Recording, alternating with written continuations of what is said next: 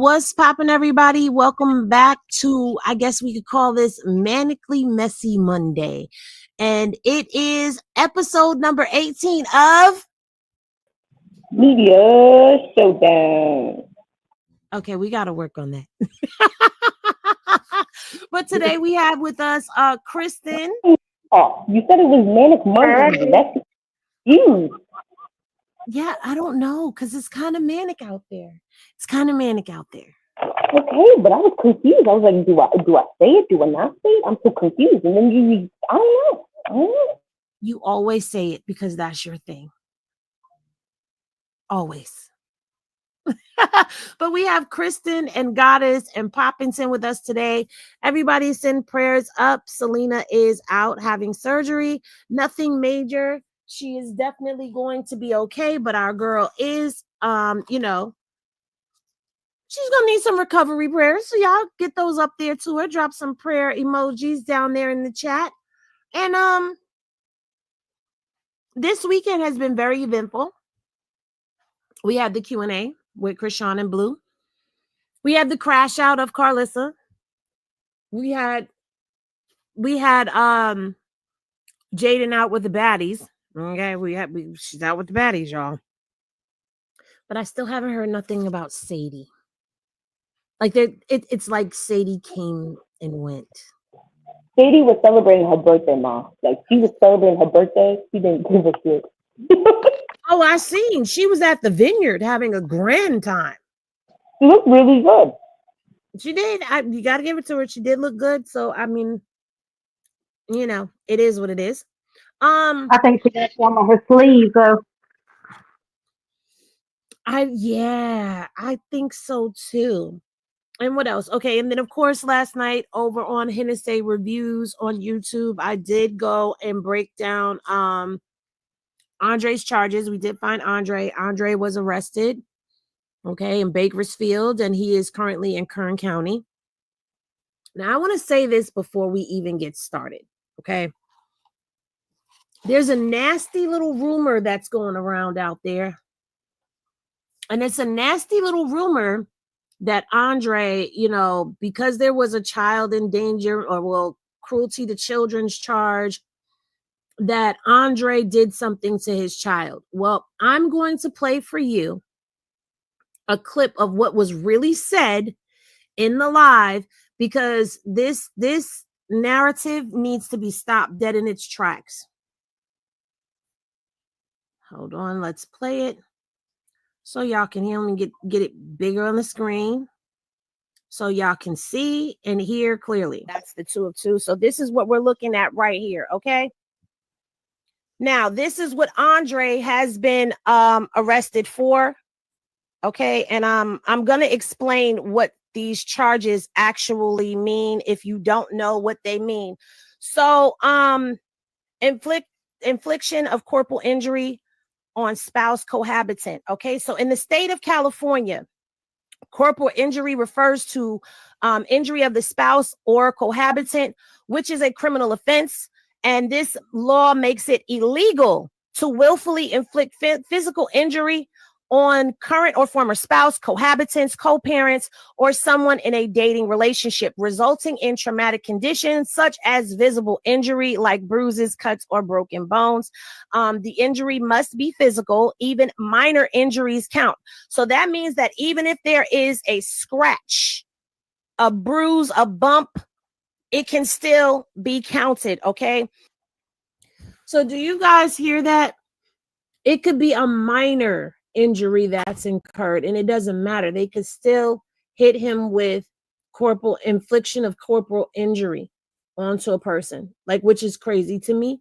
I've never heard this terminology before, so I had to look up what that meant in the state of California. But let's continue. The victim must be a spouse, cohabitant, or co-parent or intimate partner in order for this charge to exist. And it is what they call a wobbler charge, which means that it can either be charged as a misdemeanor or it can be charged as a felony. Okay. Now, if it is charged as a felony, it can hold a consequence of up to 4 years in prison. If it is charged as a misdemeanor, the penalty is 1 year in county jail. Okay. And as far as this willful cruelty to a child, that is to intentionally harm, endanger, or neglect. Now, let me explain. I broke down what the charge was, and then I explained to you guys. Neglect a child under any circumstances likely to cause great bodily harm or unaliving, right? That doesn't mean that that's what he did, so don't go jumping to conclusions, all right? What that means is they could have, the law applies to physical abuse, neglect, or placing the child in danger. A child does not have to suffer actual harm. Just being placed in a dangerous situation is enough. And that dangerous situation, based off of these charges that we are reading right here, means that Andre and his wife had a domestic violence situation, and it occurred in front of their child. And so the police were called. Andre was picked up. And when Andre got picked up, that is what caused Andre to catch these charges. So I wanted to start off with that because of the narratives that are going on out there. People are really like pushing the envelope. And I don't usually side with Karlissa on things. And y'all know that. But she did make a post. Excuse me, I'm sorry, y'all. We're running late and I'm hungry. So I'm trying not to, munch down on in y'all ear. But she did make a post, and I just don't want you guys spinning out of control and going crazy, because at the end of the day, that's not what that charge was for. Andre would never hurt his child, and I don't know where that's stemming from. And at the end of the day, even though Karlissa picked with me because she didn't like what I had to say, I would never, and I repeat, never tarnish somebody's name, tarnish someone's reputation to a manner and degree over something like this. I want to be very clear about that. Okay. I ran with the story because people knew and people weren't saying anything, and people wanted to know where Andre was. It's public record. And yeah, so the information was put out there, but I was very careful to be responsible with how I delivered it. So she goes on to say that Andre ain't hurt his child.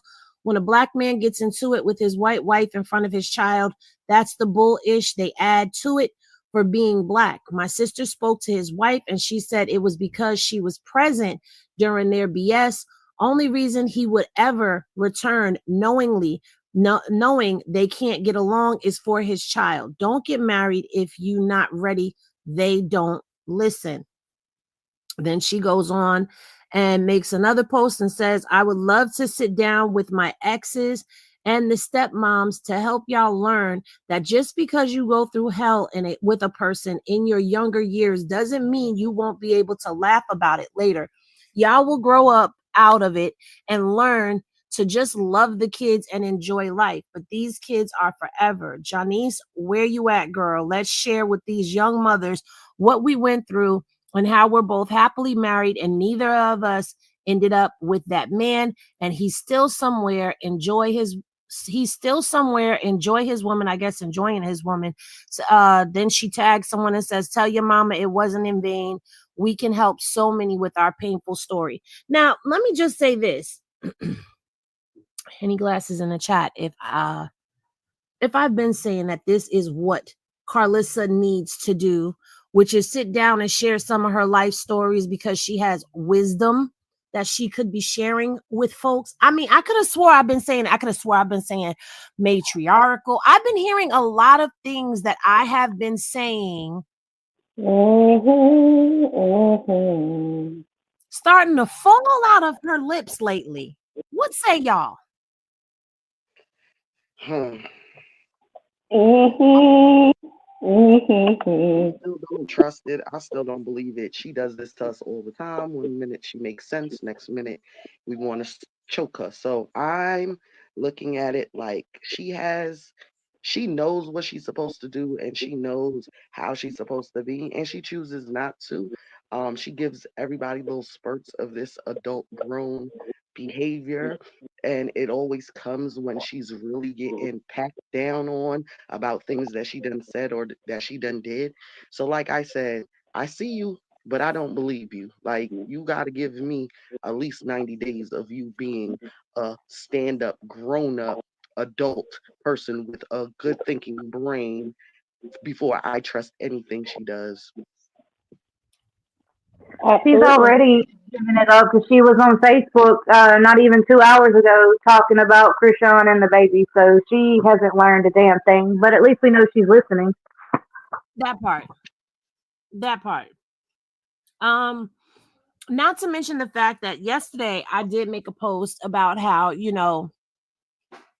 or I made mention of how instead of her focusing on what's going on with Andre, she was out here trashing and bashing and dragging all throughout these streets. And let's be very clear. Andre has been in Click Click City since Friday, guys. And that's what I'm saying. As a mother, where's your priorities at? Like, okay, if I have two sons, one's already in there, one just got in there. Hold on, y'all. Keep talking, but hold on. Oh, she crying on the internet about the one that's in Click Click City already, about to come out in a couple of months. You're talking about his baby mothers and they babies, and where's Andre's bail? Why he ain't got a lawyer? He's been begging for her, even before all of this. Like last year and the year before, he's been begging for her to be a mother, even though he said she has done all this stuff to him, like leaving him with a neighbor and not coming back, and then him not seeing her for 6 months. She has done all this to him, but he is still begging for her to be Okay, a mother. hold on, y'all. Hold on, y'all. Hey, son. Hey, mommy. Say hey to the Henny gang. Oh, Hey, hey, gang. I love you so much. I love you too, mommy. What's going on? Nothing much. You just called me in the middle of a live stream, and I've been telling people one day I'm gonna get him on the phone, and he gonna say hey to y'all, and he gonna tell y'all that I ain't a raggedy ass mama out here in these streets. I'm a real one. My mom's coming to Fizzos. She books Fizzos. She books my books. She makes sure everything for me. Yeah, man, I'm straight. I got a good support system out there. Absolutely. All right, you guys keep talking. I'm gonna talk to him. One day I'll just get him to chop it up with y'all. But I'm gonna go talk to my son. Anything you want to say to them before I or anybody out there in YouTube before I mute up? Stay free. That's just the biggest motto. Just stay free. Nothing like your freedom, man. Straight up. All right. Well, y'all continue the conversation. Let me talk to him real quick. See, Karlissa, that's what it's like when your son calls you from prison because they love you. She really wouldn't know that. She really wouldn't know that. Nope. Doesn't understand that. Because none of us want to be around her. And she's blaming it on Krishan, but he was doing this all the way back when him and Jaden was together, all the way back to that post that we put on media. It was 2019 when this started because she wanted to go on live and show him kicking them out the house for, what was it, Callie pulling something out on him? Oh, you talking about that they were arguing on the stairs? Yeah, because said that one of Blue's girlfriends didn't speak to her when she came, or she come in the door. So Karlissa started a whole big mess with him, and then him and Callie got into it over Karlissa, and Callie tried to poke him, so he put him out. That's something through the night. And that was way before Krishan ever showed up on the scene. Yeah, Jaden was there. She was actually in the place when she was out. I don't know. Sometimes I feel like Karlissa wakes up and she got like the angel on one shoulder and then the devil on the other shoulder. She just kicks the angel every day. Just like, bam! Like, get the hell out of there. I don't know. I feel like He's she's got a devil on both shoulders. what was that? I said I feel like she has a devil on both shoulders. Well, he comes out and he says stuff like this that makes actual sense. It, I can't hardly understand you. oh, can y'all hear me out there? Yeah, is it just me? Oh, Dre's here too, and Poppington needs to come back up.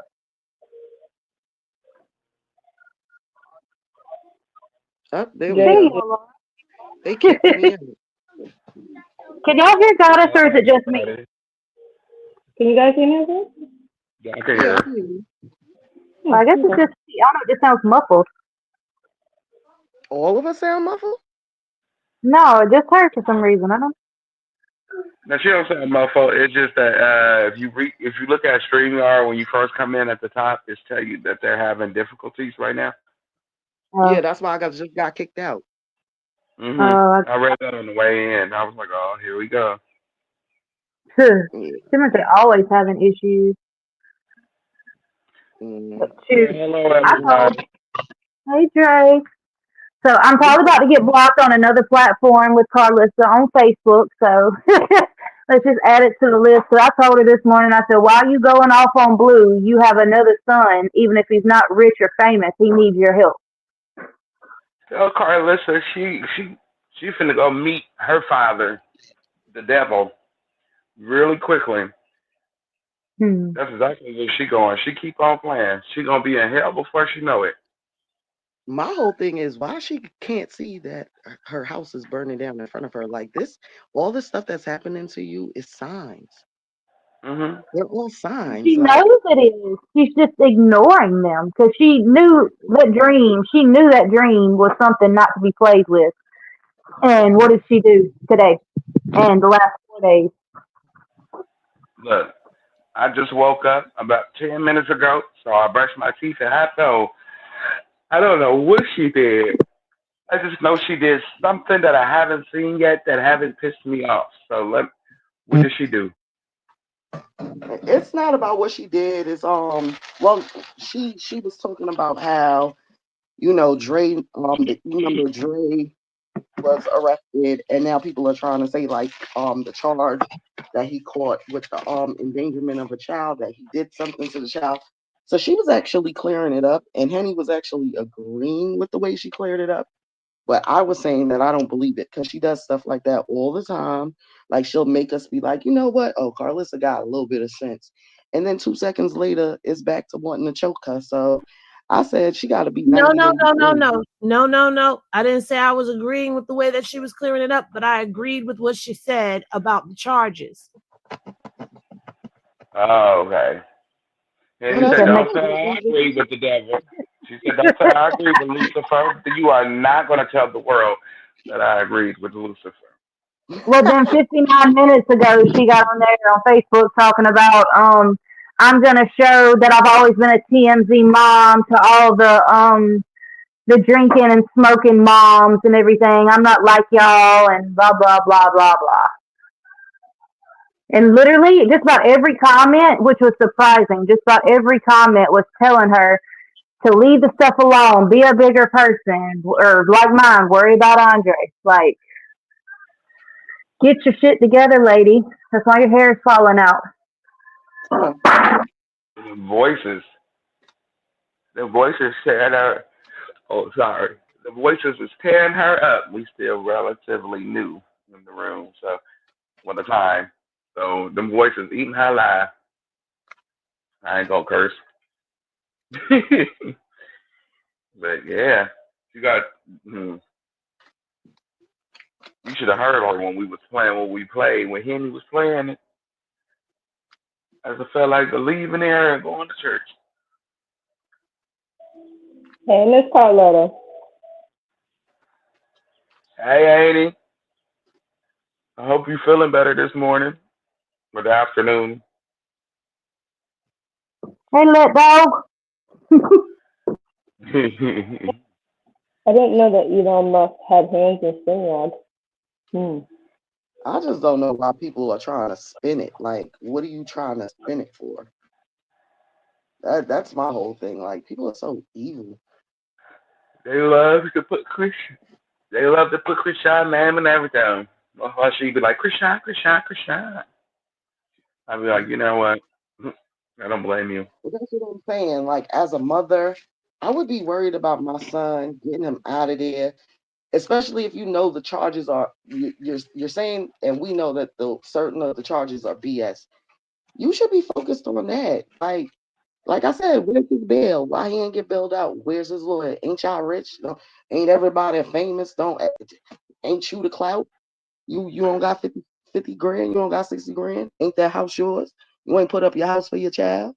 But you on here talking about the other one that's already in there that's about to come home, his Because baby mothers and his kids. How's your granddaughter? She doesn't And she know. was How's your just spinning out. grandbaby? Yeah, she was just spinning out because Andre wouldn't let Katie come see her. Which after you threatened my child and to release their information, because not only did she threaten to hit Katie, she threatened to release her school information to the public if Andre didn't do what she wanted him to do. And so, no, you probably would never get to know my child's location ever again. And then on top of it, Mr. Sappho said he is never allowed at their house ever again. So all that mess she's talking about, we don't get involved with each other's kids, and we would never tell them they couldn't do this for their kids. And just like she said, she didn't retaliate on Lay. Yes, you did. You dogged her for 4 days straight just because she told you to leave the baby alone. Thank you so much for the disclaimer uniquely. Youthbomb.com for that. All right, so yeah, I got to speak to my son. Y'all got to speak to my son. Anywho, I'm very happy about that. I feel like going back and rewinding it just because. She Anyway. ain't no mama. I feel Oh yeah, sorry Dre, for you her. missed it. My son called in and he said a few words on the live. Oh, I did. Okay, Yeah, I have my chance again now. It's okay. You know, I'm Mr. Sarah. He You said the know, Sarah. I'm All Mr. right, so Sarah. Karlissa, I don't know. Where People, Auntie Karletta? I don't know. I saw people saying hey to her. I don't know if she's there. I dropped the link in case she wanted to come up, Oh, okay. I thought she but was I up don't there. I don't know if she wanted to come up or not. That's up to her. But yeah, hold on one second. I'm gonna see if I could pull it back up because yes, I do. I'm gonna play it again for those in the back. that's my butter, PJ. Mm-hmm. I'm gonna make up I'm gonna remix that song. You know that song, I Don't Play About My Brother? I gotta remix it, you know. Okay, well, I got it. I think I got it.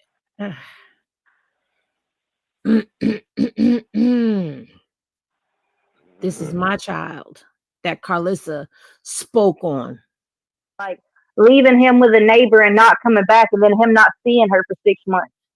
She has done all this to him, but he is still begging for her to be Okay, a mother. hold on, y'all. Hey, son, Hey, mommy. say hey to the Henny gang. Hey, oh, Henny hey, Gang.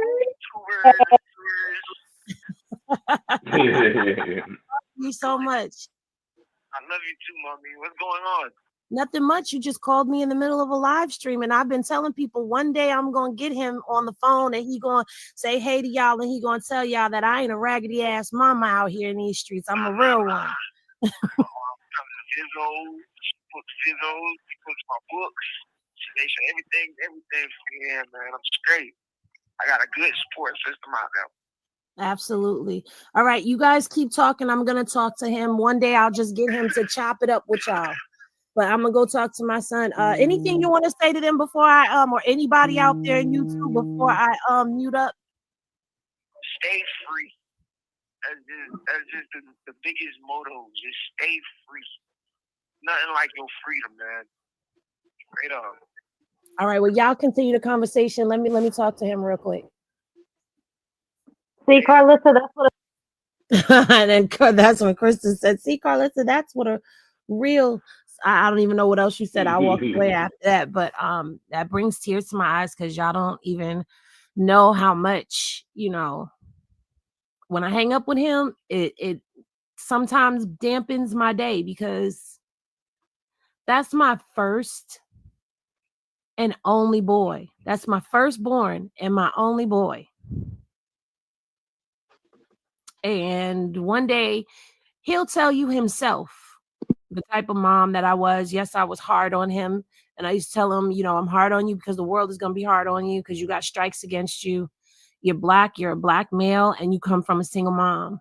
You come from a family that has a criminal background. You know what I'm saying? So he had strikes against him. So it's like I get a little sad after I hang up with him. And, because you got to remember, somebody's telling you how long you could talk to your child, how long you could visit them, how long you could hug them. And that's mine. I carried him. I birthed him. I nurtured him. I grew him up, and he decided to go in the opposite direction. But I'm going to let him tell you about the things that I did do. I don't have to get on here and brag about the type of mother that I was, how many jobs I worked, and how hard I busted my ass. I don't have to get on here and brag about all the things that I did to try to keep my son out the streets that he ended up running dead smack into. I don't have to tell you that it wasn't my fault or anything that I did. He can tell you that himself because he's the one who told me that. Because I asked him, what did I do? What didn't I do? Did I not hug you enough? Was I too rough on you? What was it? Is it because your dad was in and out of jail? Your grandfather was in and out of jail? You saw that? You thought that was a life? Like, what was it that happened that made you go this way? What did I do? What didn't I do? Please tell me. Hold me accountable. And it was him that told me it's not you. It was my choices. It was what I decided to do. And I can't tell you how many phone calls I get about, Mom, I should have listened. I should have listened to you. You always knew who was my friends. You always knew what was going to happen before it happened. I should have listened. But you know what? At least I'm on the phone to be able to get those. And I'm not saying that as a knock or a dig. Like right now, I'm not dragging. I'm being very transparent. So, yeah, what Karlissa said in her post about charges and all of that other stuff, I agreed with that. But I don't agree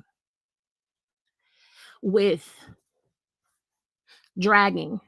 When you have something like this, like how could you?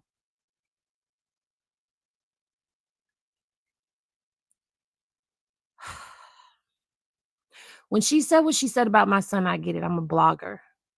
And I get it. I've been rough on Karlissa. And I've been rough on her because there's things that I don't agree with as a human being. Forget a blogger. As a human being and as a mother, I don't agree with. And I've chosen to highlight those things and drag them in hopes that it would put a light on it. And maybe something will click one day. Maybe people will look at it differently. Like it's not entertainment. It's sad. And even last night when I talked about Andre, I got serious because my son is incarcerated. My son is incarcerated for being with the wrong people at the wrong time, doing the wrong ish. And they took 25 years from my son. He's been gone for 9. That's 9 years of walking this walk with my child, of prayers, of tears, of battling depression, of being locked up inside. I'm sorry, I'm getting emotional. I've been locked up with my child. It's hard. It's hard when you have family functions and they're not there. Their birthdays come around and they're not there. It's hard. So I don't get how a mother can behave in those manners. I don't get it. I'm sorry, y'all. And I Okay. mean, I'm not gonna let nobody drag Andre and say that he did something that he didn't, because that's somebody's son. Even if I don't like that woman, that's still her child. And that's not what he did. And yes, I'm very triggered by it at the same time. And I don't understand it, because when I was going through what I was going through, I never got those charges, like heard those charges on record or anything. But it's like, how can you be on here clout chasing and a part of you is gone? A part of me is gone. And he's missing out on all his life because we don't have the right income. We don't have the right complexion. We don't have all of those things. Florida does 10-20 life. My son never got charged with 10 years. My son got charged with a year and a day the first time he got in trouble, and then he was charged with 25 years. And if he took it to trial, he was facing life. And this is at the state level, not even the federal. So what do you tell your child when they tell you they're offering me a plea deal of 25 years, but if I keep going and I go to trial, if I blow trial, they're going to give me life? These are the games the system plays. Why is she not up here talking about that?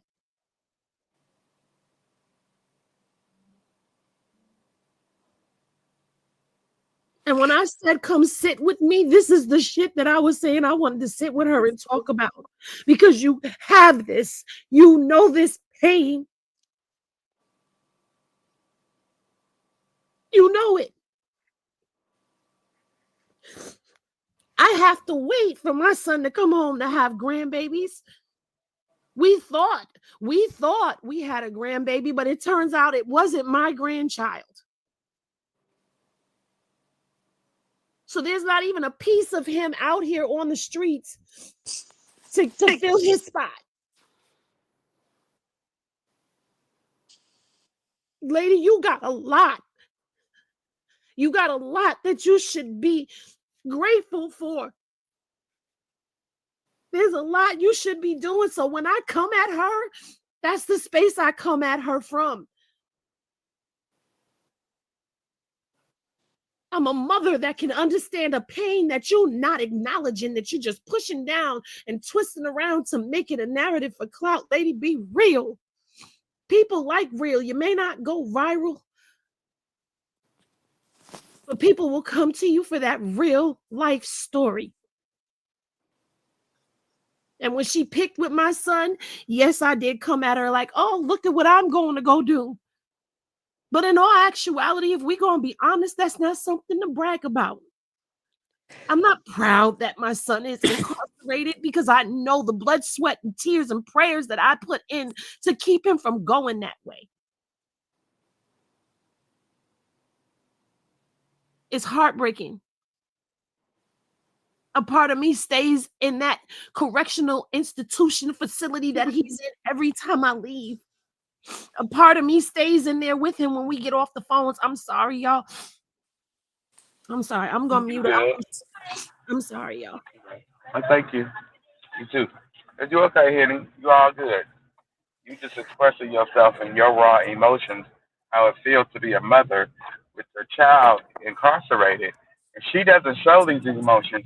She makes the world think that it's cute and honorable to be in prison and your mama out here clowning you, can't be there for you. You putting your life on hold. And, it just, life stops when people go to jail. You know, For the mother, the life stops. Yes, you try to keep pushing and going, but it looks like it stops. Henny, you and I had a conversation off of this, and I said to you, um, basically at the end of the day, she's the type of person that she she's starving right now. She's starving for attention. She's starving for clout, and so are the people that's posting things in a negative light in regards to the situation. And I got offended yesterday because I feel like I'm not the type of person that I would ever sit up here and talk with somebody. Like, me having conversations with you should tell everybody else that you're a genuine person, because the one thing that I have done this entire time that I have been on this social media stuff is fight for my family, my nieces, my nephews, my kids. I'm the voice that when they can't be a voice. And the thing about it is I would never surround myself with people or a person that was trying to show some type of negative light or shine a negative light on Dre. So I don't feel that that's what you did, what you attempted to do. That was not in your heart. That was not what you did. I think that the way you explained it was getting ahead of it, because I knew that when people got wind of it, they were going to paint these narratives to make it seem like he was the monster, or, this is his mother's child. He's doing exactly what his mother is doing, wants him to do, and this is the way she raised him. But whether I like my sister or I don't like my sister has nothing to do with what's going on right now. But I can say this: that's not the way that she raised him. He wasn't raised that way, to just be out here constantly going back and forth to jail. But she does have to take accountability that she introduced her children to domestic violence. So they feel that that's normal. And she thinks because she didn't get her butt whooped, that it wasn't domestic violence. But it was domestic violence if you were having your children fight a man on your behalf. That was still family violence. That was domestic violence. So, like, accountability is a big word. And the part that aggravates me the most is that everybody is expecting somebody that doesn't understand or respect accountability to hold themselves accountable. Y'all are never going to see that. She doesn't respect accountability, period. Yeah, you're right, Auntie Karletta. You gotta expect for somebody to give you what they ain't got. You can't expect somebody to give you what they ain't got. And you can't expect somebody to change because they keep having traumatic situations, especially if you have people around you that are convincing you that oh, everybody go through something. No, nothing that she does is normal. It's not normal. And unfortunately, she's surrounded with people like her that have a mindset like hers. So therefore, she's not seeing that it's abnormal. She's not trying to surround Hmm. herself with people that are showing her that it's a better way, it's a different route. Yeah, and she She keeps don't want trying to to be in put that it back company. on us. But we want to see her supporting her children. Like I said earlier, Andre has been begging for her attention. Like you can tell he has. And like she needs to go be taking care of stuff with him. She needs to be by his side instead of on the internet doing all this stuff. We don't want to see her doing all this arguing back and forth, bashing. Like I don't want to see that. I'm tired of seeing it. Well, but Christian, here's the thing. Andre is a grown ass man. He's 34, about to be 35 next month. Andre has been afforded. Carlos is not Andre's only family member. She's not. He has the same opportunities since he has been home that Maine has had, that Callie has had. You can't has to be held accountable because he has a choice as well. Yeah, you're right about that. He has a choice as well. So we can't get up here and take the light off of the errors that he made and the wrong decisions that he made and blame them all solely on his mother because Andre spent time in prison. He had to adjust to that environment. He knows what it's like behind that wall. And he knows that he needed to stay strong and to do anything that it took not to go back behind that wall. So these are consequences of his choices, period. These are his choices. Now, we don't agree with the outcome of the choices and we don't agree with the choices that he made, but this is the reality right now. So instead of trying to point the finger at her poor parenting and what she didn't do, we need to try to point the finger at how do we fix it? How do we help him? We got to be a part of the solution and not a part of the problem. That's true. Because he's a grown But ass man and he had choices. Everything that he did, he had choices. But not only that, he also had people that he could reach out to, myself being one of them. He chose not to reach out to us. I think just from the outside looking in, I'm a stranger. Just from the outside looking in, looked like he mentally had broke when he had left Karlissa. Like right before, because he was fine. He was, the sporty No, he Dre. wasn't, Dre. He wasn't mentally Oh, together when he came home. That's the thing. He was trying to put his life together. But here's the reality of it. okay. Here's the reality of it. Imagine going to prison at 17 years old. You coming home from prison at 28 or 29. I can't remember. 28 or 29. I think it was 29. And you have way more responsibility than you had when you went into prison. You came home a husband. So now you got somebody. Before you came home a husband, you weren't even showed how to properly be a husband because the examples that were given to you were not good husbands. So you didn't have no good role models as to how a husband is supposed to be because your mama didn't pick good role models to show you what husbands were supposed to be like. Then you Hmm. had no good role models as to what a wife was supposed to be because your mother was not a good role model as a wife. So then you come home from prison. You got to learn yourself because you've been gone since you was 17. Things so much has changed since you left. So you trying to play catch up to that, plus be a full-time father and a husband and keep your emotions in check and not be institutionalized. His plate was full from the day he came out of that prison. Pressure Yeah, when bust you put it pipes. like yeah, His when you put it plate was like that, he full. needs some therapy. And then everybody expected him to manage all of this. And then you got your mama talking crazy to you every opportunity she get.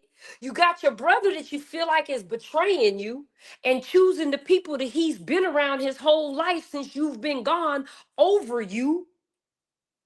Then you got your sister playing her part where she just looking at you like you behind stuck behind the times, you stuck in a time castle. Then you got your auntie just saying, get your shit together. Then you got your other auntie that's saying, hey, you need to go get you some help before you do all that. That's a lot to fucking put on you.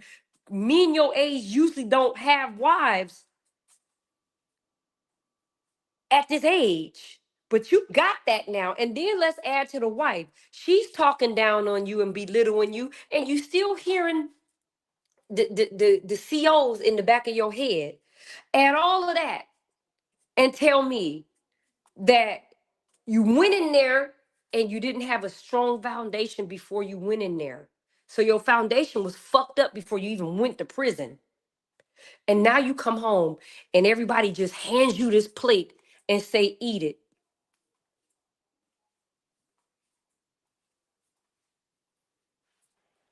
Why we judge you while you're eating it. This is why I said to y'all, even though my son, we don't know, like I'm still looking to see if I could get somebody to take the case pro bono and all of that because of what I said to y'all. Florida has a 10-20 life rule. He was never charged with the 10 and they jumped straight over to 25. So I'm trying to see if he could appeal, if there's something that they could appeal. No DNA, no fingerprints were found on the weapon that they did find. It only matched the other person. So I'm not understanding how he get hit with 25. Both of them got 25 though. But anyway, that's neither here nor there.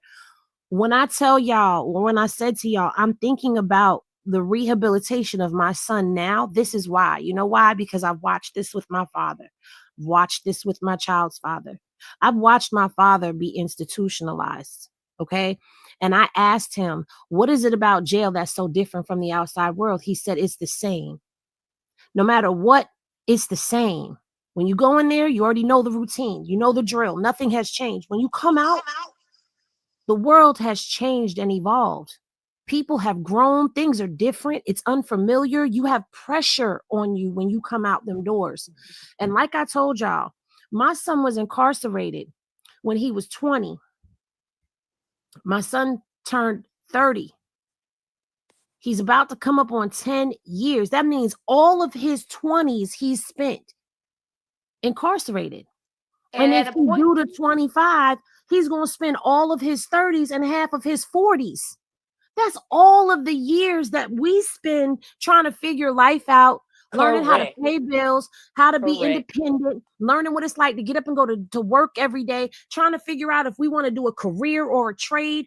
All of that time is being spent behind bars. So now when he comes home, I have to help him adjust not only to life, but I have to help him play catch up to where he's supposed to be in life according to the age that he is. My son is missing out on running around out here and being a young man in these streets. You know, when I say that, I mean having fun and doing it. He's missing out on all of that. But when he comes home, because he missed out on all of that, he has to try to do that in a new world with new pressures on top of him.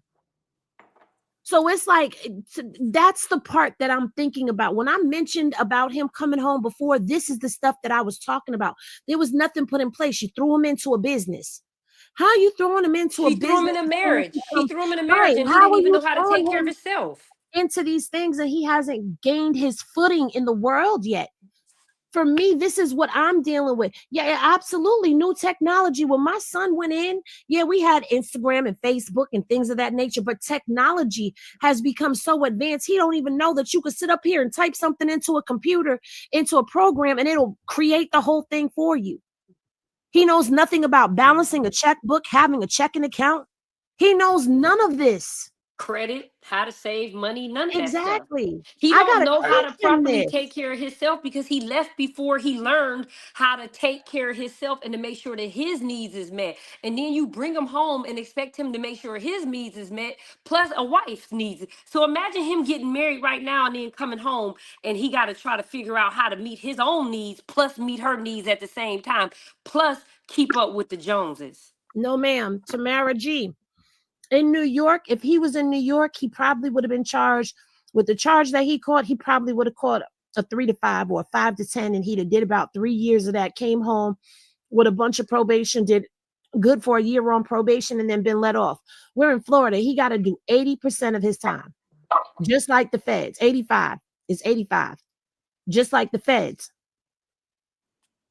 So he's got to do 85% of his time, which means that he's got to do at least 20.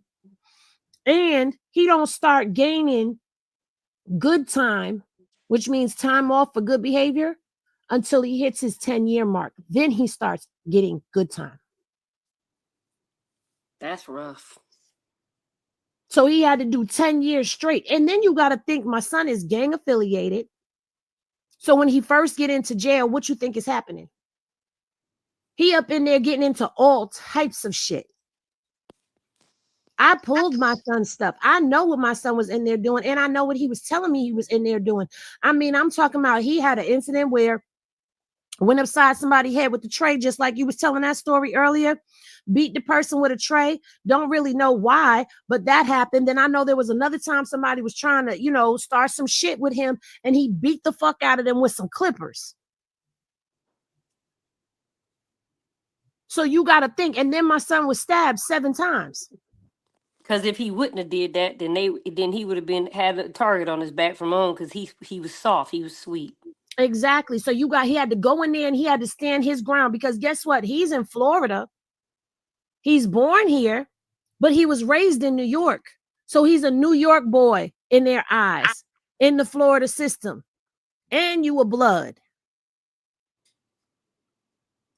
My uncle, So he yeah. spent most of his time in there, and I know he told me, he said, when you first get in there, everybody comes at you to try you. Like with the Trey stuff, he had somebody do the same thing with him, so he took what was in his hand to beat him with because he knew he was about to get jumped by a bunch of people.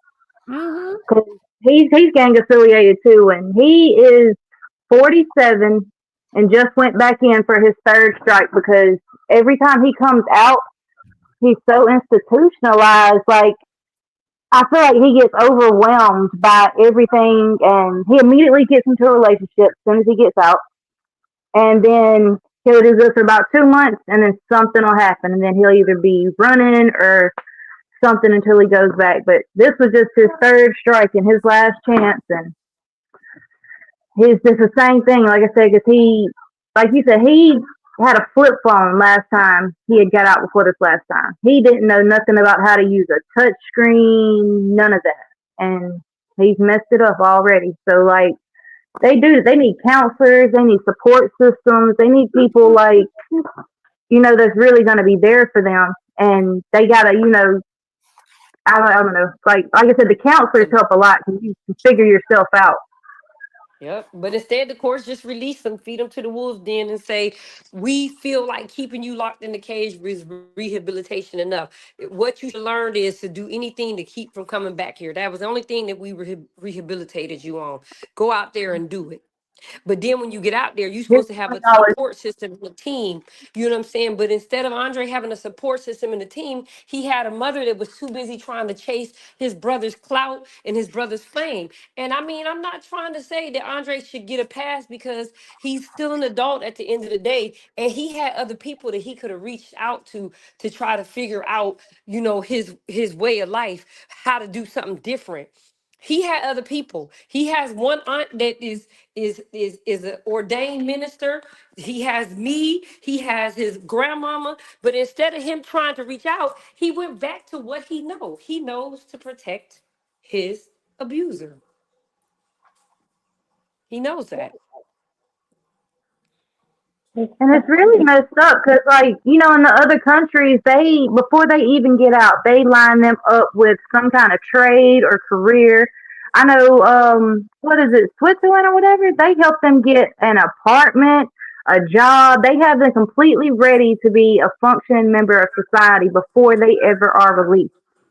But that's And, rehabilitation. In the United mhm, States, prison is big business, and all they care about is the revolving door to keep that money flowing. yep, Yeah, because they they ain't have worried such about no a high sponsors. rehabilitation.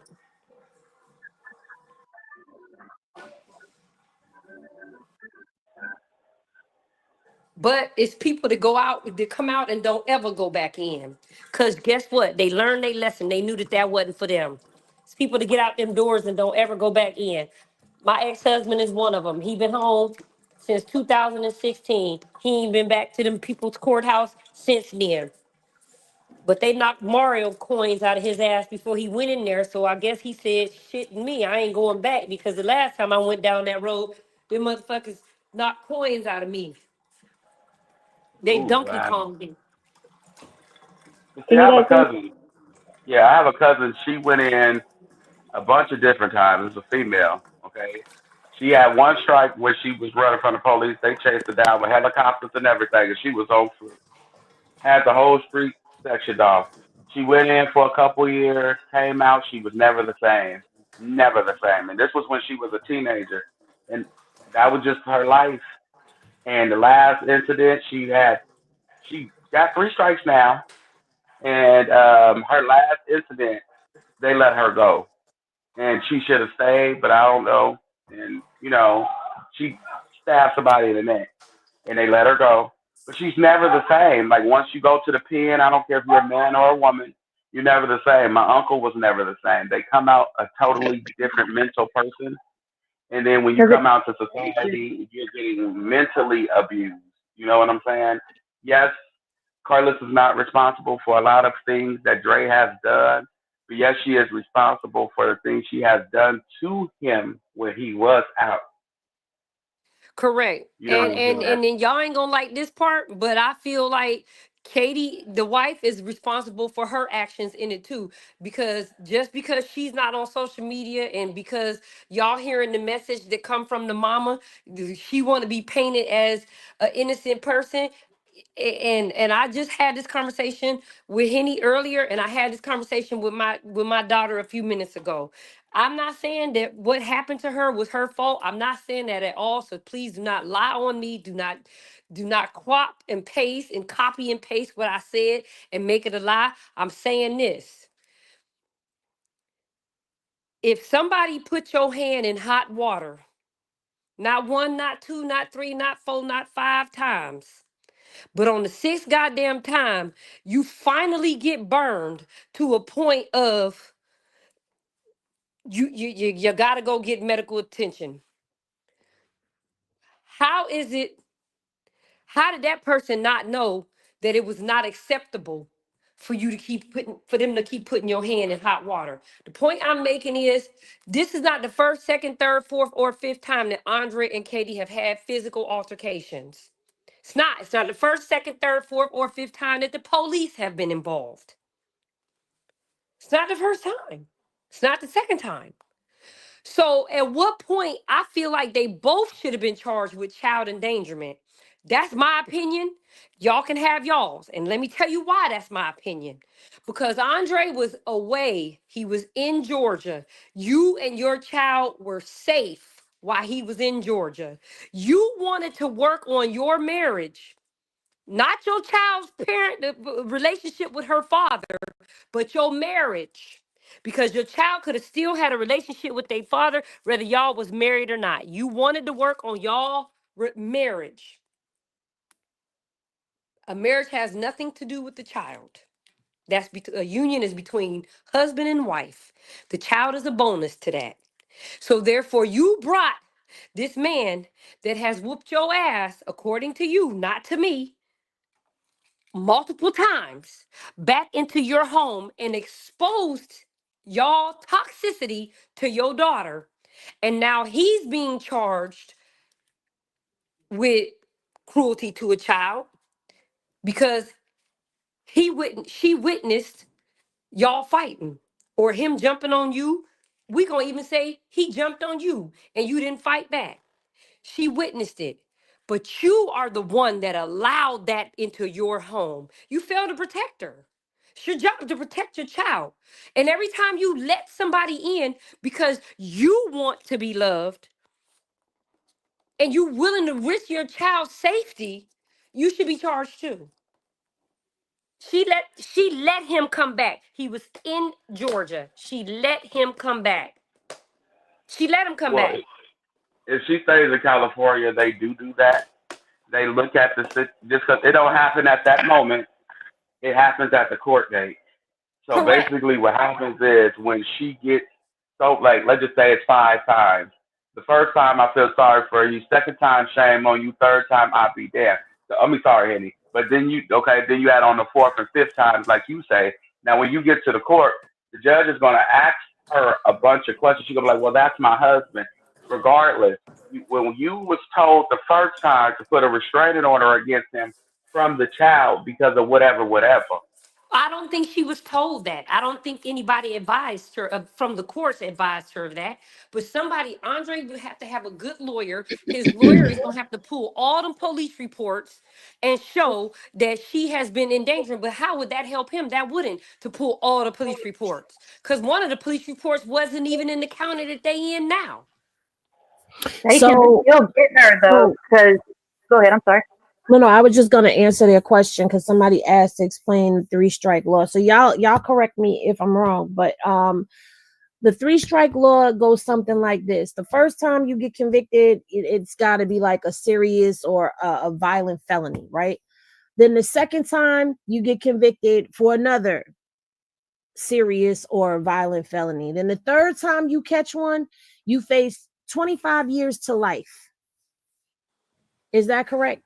That's So they correct. all have to be violent crimes. All of your No, felonies I have said to be violent serious crimes. Control or related. serious Yeah, or. No, but like controlled all your crimes have substances, to be stuff like violent that. crimes. So if you get a felony of forgery, they're not going to count that as a Yes. third strike. But But if I'm it's not a singling. violent crime, I yeah, wasn't saying that. I wasn't singling out violent crimes. I was saying serious or violent, which means that anything that is a serious crime, like you go out here and rob banks, that's a serious crime. Like yeah. So Like you my catch uncle's was those, you for going to jail. a whole lot of a controlled substance, and that's what got him his third strike. correct. So it has to be pretty much the way I read it and the way I understood it because it Mhm. changed in 2012. The way they changed it is that it has to be within the same ramification. So like if you got picked up on a violent crime and then you committed two more violent crimes and got charged with it, yeah. But if you got picked up on a violent crime and then your next crime was a serious crime but it wasn't a violent crime, then it wouldn't apply to you. That's the way I read it because it changed in 2012. It used to be the way you said it back before they changed it in 2012. Well, see, that's the thing. There, it has to establish a criminal pattern. Like Correct. there's such a thing called a career criminal, and a career Mm. criminal is somebody whose rap sheet is the same. It could be different things. Let me not say that it's the same thing. It just means that you have a history of this thing, and this is what you've done, and you've got a long rap sheet. But if you have a long rap sheet of the same thing, if you a robber, if you have a lot of things where you go in there and you always use a firearm, and your rap sheet says that you pistol whip and you do all of this stuff, you are now a violent felon because you're robbing the bank, you're hitting people, you're harming people, you're going to jail. Okay, you come back, you go before the courts for the same thing. Now that's your second strike, your strike. You come in, you do it again, same thing, you're going away 25 years to life. That's but it just that's See, What my made uncle, them the the change first it value of is one, all of this is, and I really don't want to talk about this, but I guess we have to. The thing is, Andre went away the first time for something serious, and then now there's two in one. I don't know how they're going to. This is why I said last night we don't know what's going to happen when he goes in. If all we know, this girl could go in there and say, "Look, I want to drop the charges." I don't know if the state could still pick that up and charge him with it. yes, the state can I still don't pick even it up. but I Yeah. don't even understand how they can how this officer can determine that. I guess because I'm looking at it from a different level. I'm not looking at it from the level of a police officer. But if you have on there that the value of this firearm is $600 and she received a payment because she never sent it back of $300 for a used firearm, to me that means that it was paid for.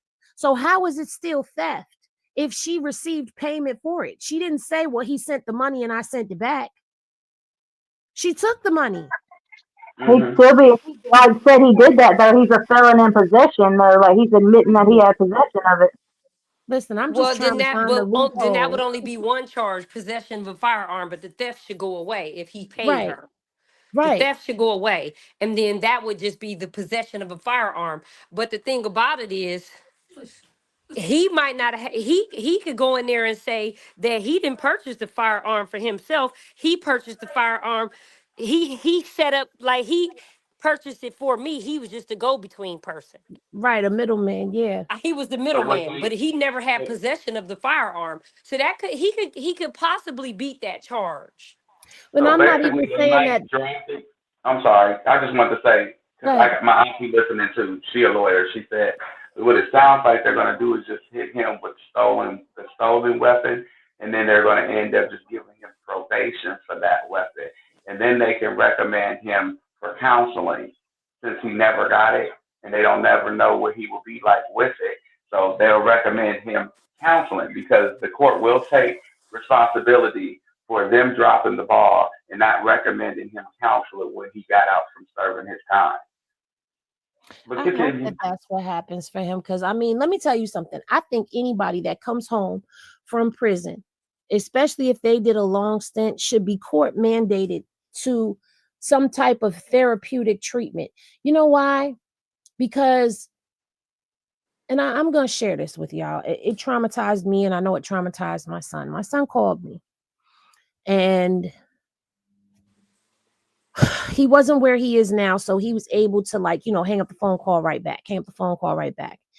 And I know he was having a hard time because he was telling me about how people were around him that were taking that K2 and tripping out.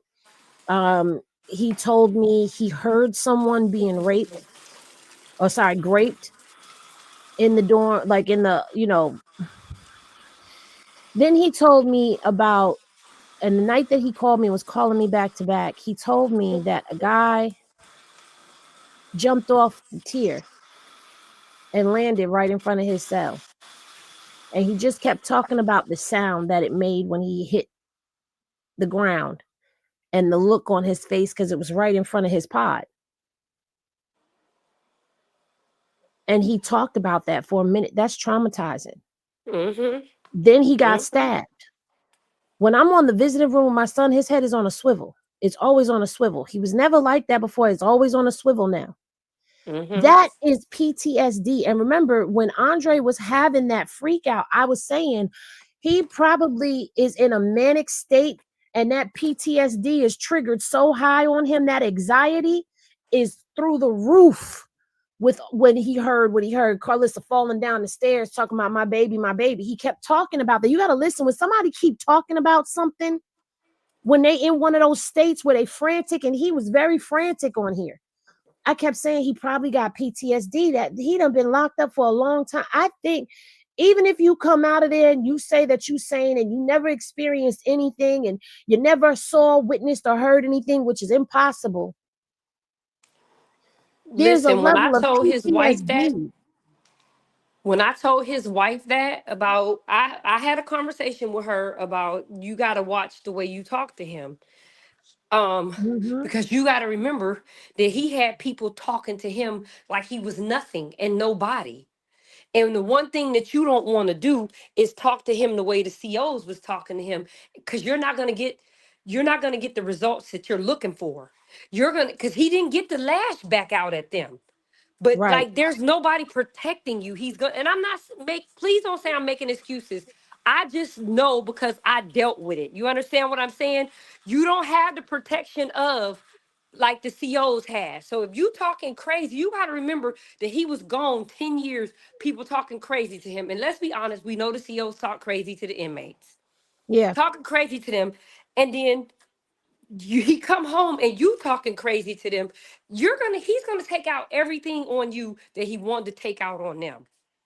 So Yeah. one, I don't think that's, if y'all gonna be together, I think that you need to find a better way to talk to him until you calm down, because I'm not making excuses for the way he gonna respond. I just see it. I see that response. How do I see it? Because I have dealt with people. I have so many friends. Like, y'all know, my ex-husband was behind the wall. And I made a lot of friends with women so that we could share that road trip together. And they Mm-hmm. man came home before my man.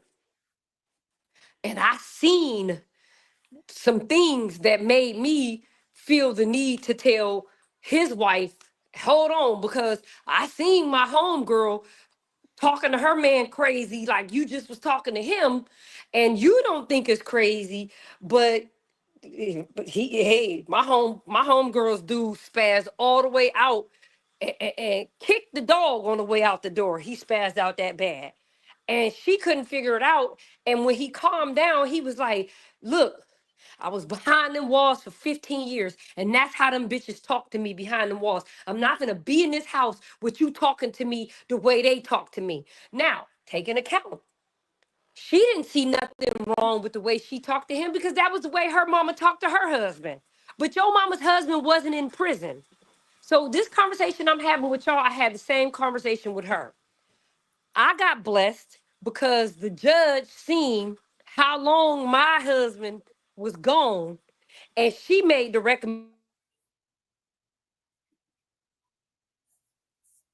to live with you when he first got out. So they didn't parole him to my house. They paroled him to his aunt's house. That was the best thing that the judge could have ever did, because he was not ready to come home from being locked up all that time to being a ready-made husband. And I wasn't ready to be a mother to an inmate that had just came home, because that's what I was gonna have to be. I was gonna have to teach him how to do everything from balancing a checkbook to having sex to knowing how to talk with respect, to know how to stand up for yourself. It's okay to voice your opinion and your concern without, you know what I'm saying, going too far. It's okay. Yeah, I know you got a lot of anxiety bottled up inside you because you were suppressed for so long and you wasn't allowed to speak your opinion or your feelings without consequences. I knew that that role was too big for me. I also knew that role was too big for Dre's wife. But everybody wanted me to mind my business. So I did. But that's the part about stop taking. Everybody want these inmates when they come home, baby. But do you really want an inmate? Because they need to find out who they are when they come home. And That part. you gonna be the test dummy, the crash dummy. And I'm not making excuses for them. I'm just telling you the truth. You're gonna be the crash dummy. You're gonna be the one they crash out on just to see if it how bad it's gonna be. Because in a marriage and in a relationship, who does your spouse dump all their bullshit on anyway? You. Now add 10 years, 15 years of not being able to dump their bullshit on nobody. You're going to get extra bullshit dumped on you. And can you take it? I already go through that at times with my son now, where he get frustrated because he don't understand when we telling him it's the first of the month, bills are due. I can't do this at this point in time, but I can do it at this point in time. Oh man, what you mean? You do like they don't like it, it's a lot. And then I gotta remind him, like, you know, I gotta try to keep my patience with him. I gotta keep my patience with him. So I already know when he comes home, it's And gonna be you a his mama, problem. so you gotta keep your patience. But his girlfriend, his woman, she don't. She don't owe him nothing. She don't owe him nothing. She don't gotta be patient with your funky ass son, Karlissa. Cause guess what? Them folks gonna be patient with him right when they putting the cuffs on him. So instead of you being on this social media dragging him and being a part of the problem, you should have been a part of the solution. But this was her way of being a part of the solution. It was talking about his wife, trying to make him take the child from the wife and give him to her. What? Like she wasn't a good mom. Just because she wasn't willing to put up with your son's shit did not mean she wasn't a good mother. She had that boy Period. scared. She said that the girl was trying to unalive him and was taking out insurance policies on him. He was very frantic the last And, time I seen him. and you know what else she told him? You better go over there and work it out with her because you don't want her to get no stepdaddy for your son because that nigga gonna be digging in her ass, Mm, digging in mm, your daughter's mm, ass. That's what she told him. That's what the fuck she told him. mm, So mm. therefore, when he wanted to walk away, he was scared to walk away because he wanted to make sure that his daughter wasn't getting her ass dug in because that was what his mother instilled in her head, in his head. Mm. That is so wrong. Same Then she thing that took him she's back. instilling in Jaden's head about Krishan. Don't let your baby go over there. You don't know what that girl capable of, especially after she just told what her sister did to her. Girl, she might do that to Journey or Jovan. You see what I'm saying? Like, it's that Right. shit. It's that shit. And she don't think that the words that come out of your mouth, just being quiet, just being quiet. Hmm. I heard that she took some stuff from him. He was very. I was listening to Dre when he was ranting. I was listening to him just because people didn't understand it. Didn't mean he didn't have valid reasoning. I mean, valid reason when he was saying what he was saying. He said they were stealing from him. She had him thinking crazy stuff. He don't know. He just disappeared after that. That was the last time we heard from him. Am I lying, Annie? He was No, just because the frantic. last thing he said to Blue was basically that he couldn't be around him because of what he had around him, that he loved him, and he told Krishan, if you gonna do any business with him, you better be careful. And now I'm paraphrasing him, but that's basically what he said. because even Mm-hmm. in that frantic moment that he was having, he basically he was talking to Krishan. He was telling her, you know what I'm saying, be careful with them. And you know, all that time up until Dre was on Karlissa's side with things. Mm-hmm. He also told Blue to take care of his son. And So he also said that he felt like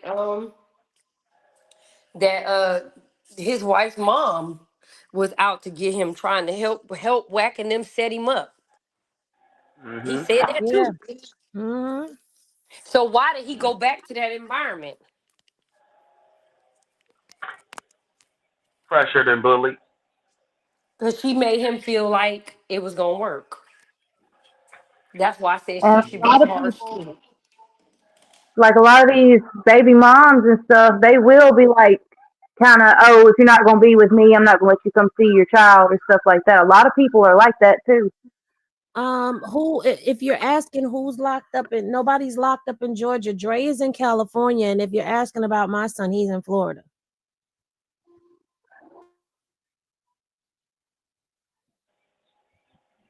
Dre just need him an attorney. Sometimes getting an attorney from around your way is not best. Sometimes going branching off on the other side of Cali, that was best because out here in this part of Cali, like it's all about what county you in. If you in that rich county, you possibly get the book thrown He at in you. But if you in Bakersfield. He in Bakersfield. So that's what county he in. okay, Bakersfield, it's bad, but it ain't that bad when it come down to their you know, Well, You know like what what? the they public, go ahead. No, go ahead. Like the public defenders, like, and this is why, like, I agree Hold with on, Dre wait, on the wait, wait. lawyer He thing. shouldn't have a public defender. His mother is rich.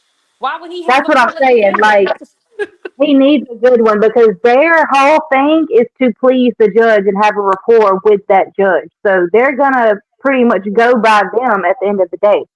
He needs somebody, even if it's a lawyer he pays for, he needs one out of the county of Bakersfield. hmm That's the way it is. You will get a better result. Like I promise, you'll get a better result because everybody in the county work together. So you'll get a better result going outside the county to get him a lawyer. And he's not going to take the lawyer from Karlissa. He wouldn't even take food from Karlissa. Yes, he is. Yes, he is. Yes, He he want is. her to leave him alone. He said, "Do He, whatever you do, yeah, he was saying leave that me because he was alone." mad, but right now he in a position where he vulnerable and he feel like that's all he got. She's all he got. He's not like Blue. He's going to. Y'all gotta understand. Dre is Dre was abused and traumatized as a child. I didn't start that rumor. Dre told y'all that, right? Yeah. Right. Okay. Dre's going to go back to his mother. The last conversation that me and Dre had, Dre asked me, why can't me and his mom just get along? He would rather, and he didn't even see all the stuff that she has been doing to me and my mom and my kids. All he was concerned with was me forgiving his mom, which tells you he's gonna forgive his mom. Dre is about to Yeah. count on his mom and nobody else. Cause that's all at the end of the day, that's all he got. And let me tell y'all something. She's gonna extort that. She's gonna extort the Mhm. fact that he needs her again. Mhm. Go She's do gonna the show. extort it. Come on the show. You gonna do this. You wish the ideas. He already said you stole his businesses the last time. You ain't enough breaking Mhm. him down. That's not right. Then And then she took him it back to always comes back Ohio. to, Oh, go ahead. like, Go ahead. Go ahead. I know you remember Dre. You remember on that first couple of episodes, she was sitting there fussing at him saying, "You left me with these kids." And that has just stuck out to me with them two all these years. Like, Yeah, I she feel said, like, yeah, you supposed to help me raise these kids. You left me alone with these kids to raise these kids by myself. He said, these ain't my kids. She said, but you were supposed to help me raise them. And she hmm stormed off. It Mm. was it was like, okay, Karlissa, that's a little weird. You Well, put he too much was raising them. responsibility He on. was raising them while she was at work. He was the parent at home. I heard But you Octavia could, say she used to leave her kids at the house by themselves. hmm yeah. But When how I she left expect for him to California and raise she could them? no longer leave them with me, she began leaving them with him. which is why he was That's mad at me because he felt like I should have never let him go back. also, she just kept mentally abusing them once they got older. Like, once they passed the age that you could whoop them, you just mentally and verbally beat them down. Hmm. And That's all and she his know. wife, is that That's is all that her she know. first I'm not husband? making excuses for her, Dre, but that's all she know because Oh, that's who my dad. That's the way my dad is. oh So she boy. knows. Y'all want her to do more than what no to do better than what she was taught when she ain't even tried to go nowhere and get no additional help. That's how my dad is. That's how my dad raised her. But We your all You dad used know wasn't to better, talking you think about do his better. grandkids. Your daddy don't talk about his grandkids. He loves his grandkids now. He He don't don't talk play about about them his to y'all, but grandkids. he'll talk about them No. niggas to themselves and to each other. I was gonna say, listen, grandparents will talk about you to your face. They just ain't gonna do it online. Yeah, he just not gonna get online, but shit. But if it's I me, would he'll have get preferred that. online. Look, If I would it's have me, he'll preferred get that. online. He said you a gangster. Yeah, he said that I was a rebel. Yeah, you a gangster. So you one of the original gangsters. Don't play no But games. He has to meet you online. but the point I'm making though, Dre, even though I can laugh about the shit is like that's why I believe that's why Andre went back to California because he couldn't take no more of my dad.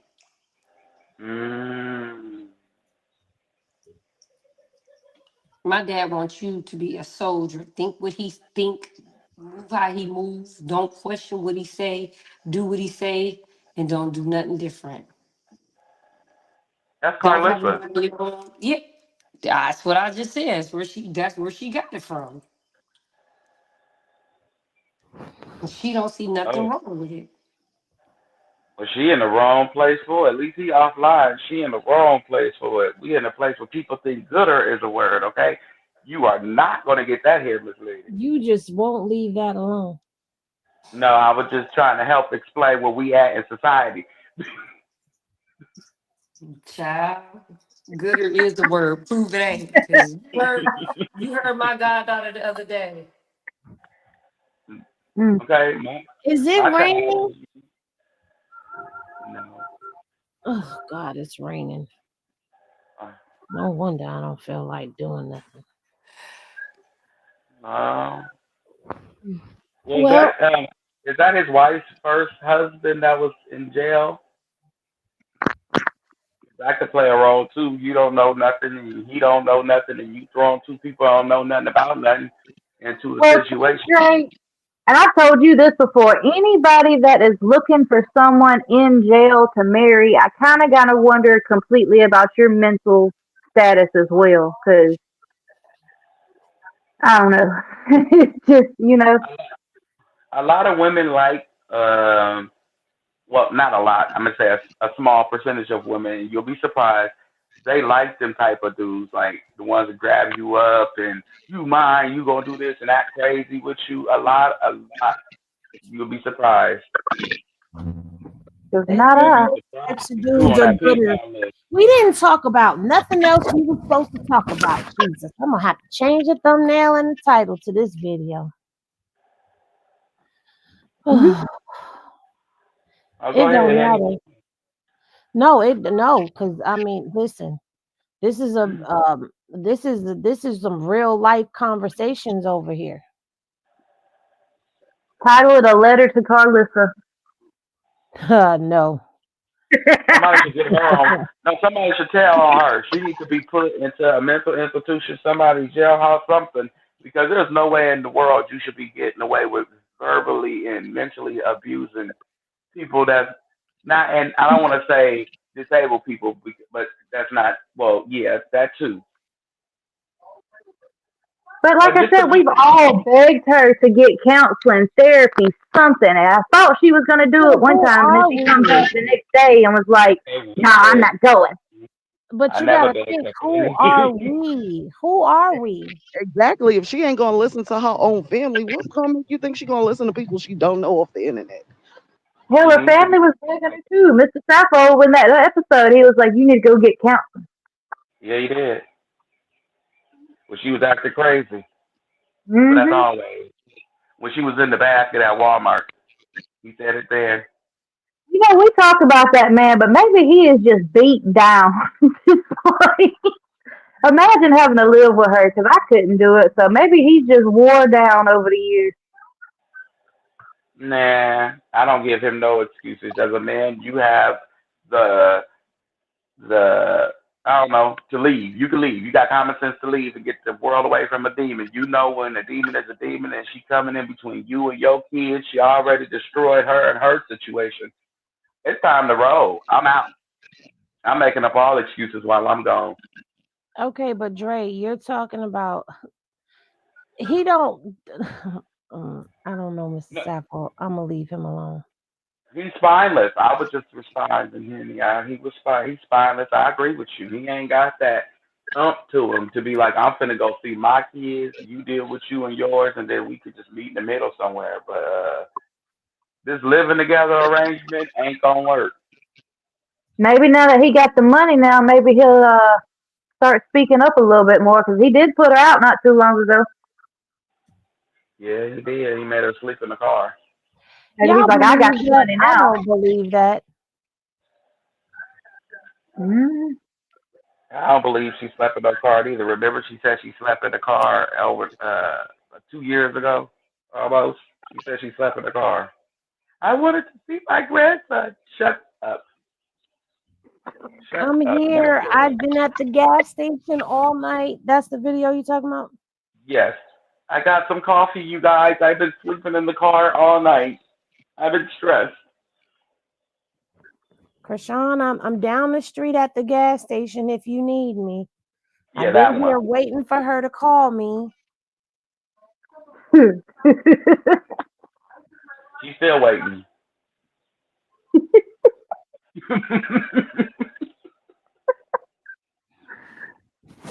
I'm over still it. at I the, can't with she's y'all still today. at the gas station. She sit down there giving everybody gas. I can't feel sorry for her. I'll try. And the moment the moment I tried to feel sorry for her, she showed me that she was a demon. And then at this point, the only person that could give her some grace is the Lord. I'm done. Amen. I'm not showing Karlissa no sympathy. You don't have a sympathy bone in your body. I understand how you was raised, but if you knew you didn't like get kicked in the leg, you don't grow up kicking everybody else in theirs. Well, Right. I guess we might as well go ahead and just do a quick rundown because it wouldn't be media showdown if we did not do a rundown of what was going on. So, really quick, let's go through it. We got Ray J in the news. If y'all remember last week, Ray J, Aaron the plumber was saying that Ray J was trying to set him up. And it looks like he was trying to get Ray J to admit to it. Let's check it out. So I'm meeting with all of the royals, the president of Nigeria, President Tinubu. His son is really close to us. Dean has set it up where they're going to have a lot of royal princesses there. Ghana, Cape Town. They're laying it out for me. I'm even going to certain villages where there's princesses in villages. And I'm looking for my queen or either my princess. Once I find one, they will crown me a prince of Africa, and I'll have diplomatic immunity from anything in any state or government. So, coming from America is going to be a really good show. We'll stop in Australia, we'll do India, and we'll also do Antarctica. Yeah, that's what Snow Bunny's down there. Do anybody know of anybody up there?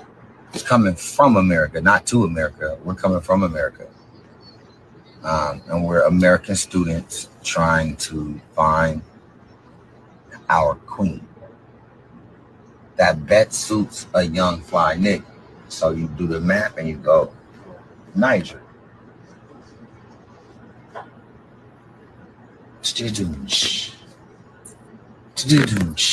That was a joke. And nobody got it. Like nobody. I mean, I can't even believe that I said it. And that's what you got to be able to face. Jokes that don't work. That's why you got to try them out first. Yeah. And when they don't work, you can't be afraid to face just extreme negative criticism on it. You're not qualified. I love my chat. I love this chat at Instagram because you guys have a splash of like edge to it. There's a lot of love here. It's the two glasses for me. I just can't. I'm so distracted because I'm just looking at the fact that he has on 2 sets of glasses. Oh wow. Well, another part of the live, he starts talking about bumps. And Well, yes, we're gonna play it. We're gonna play it.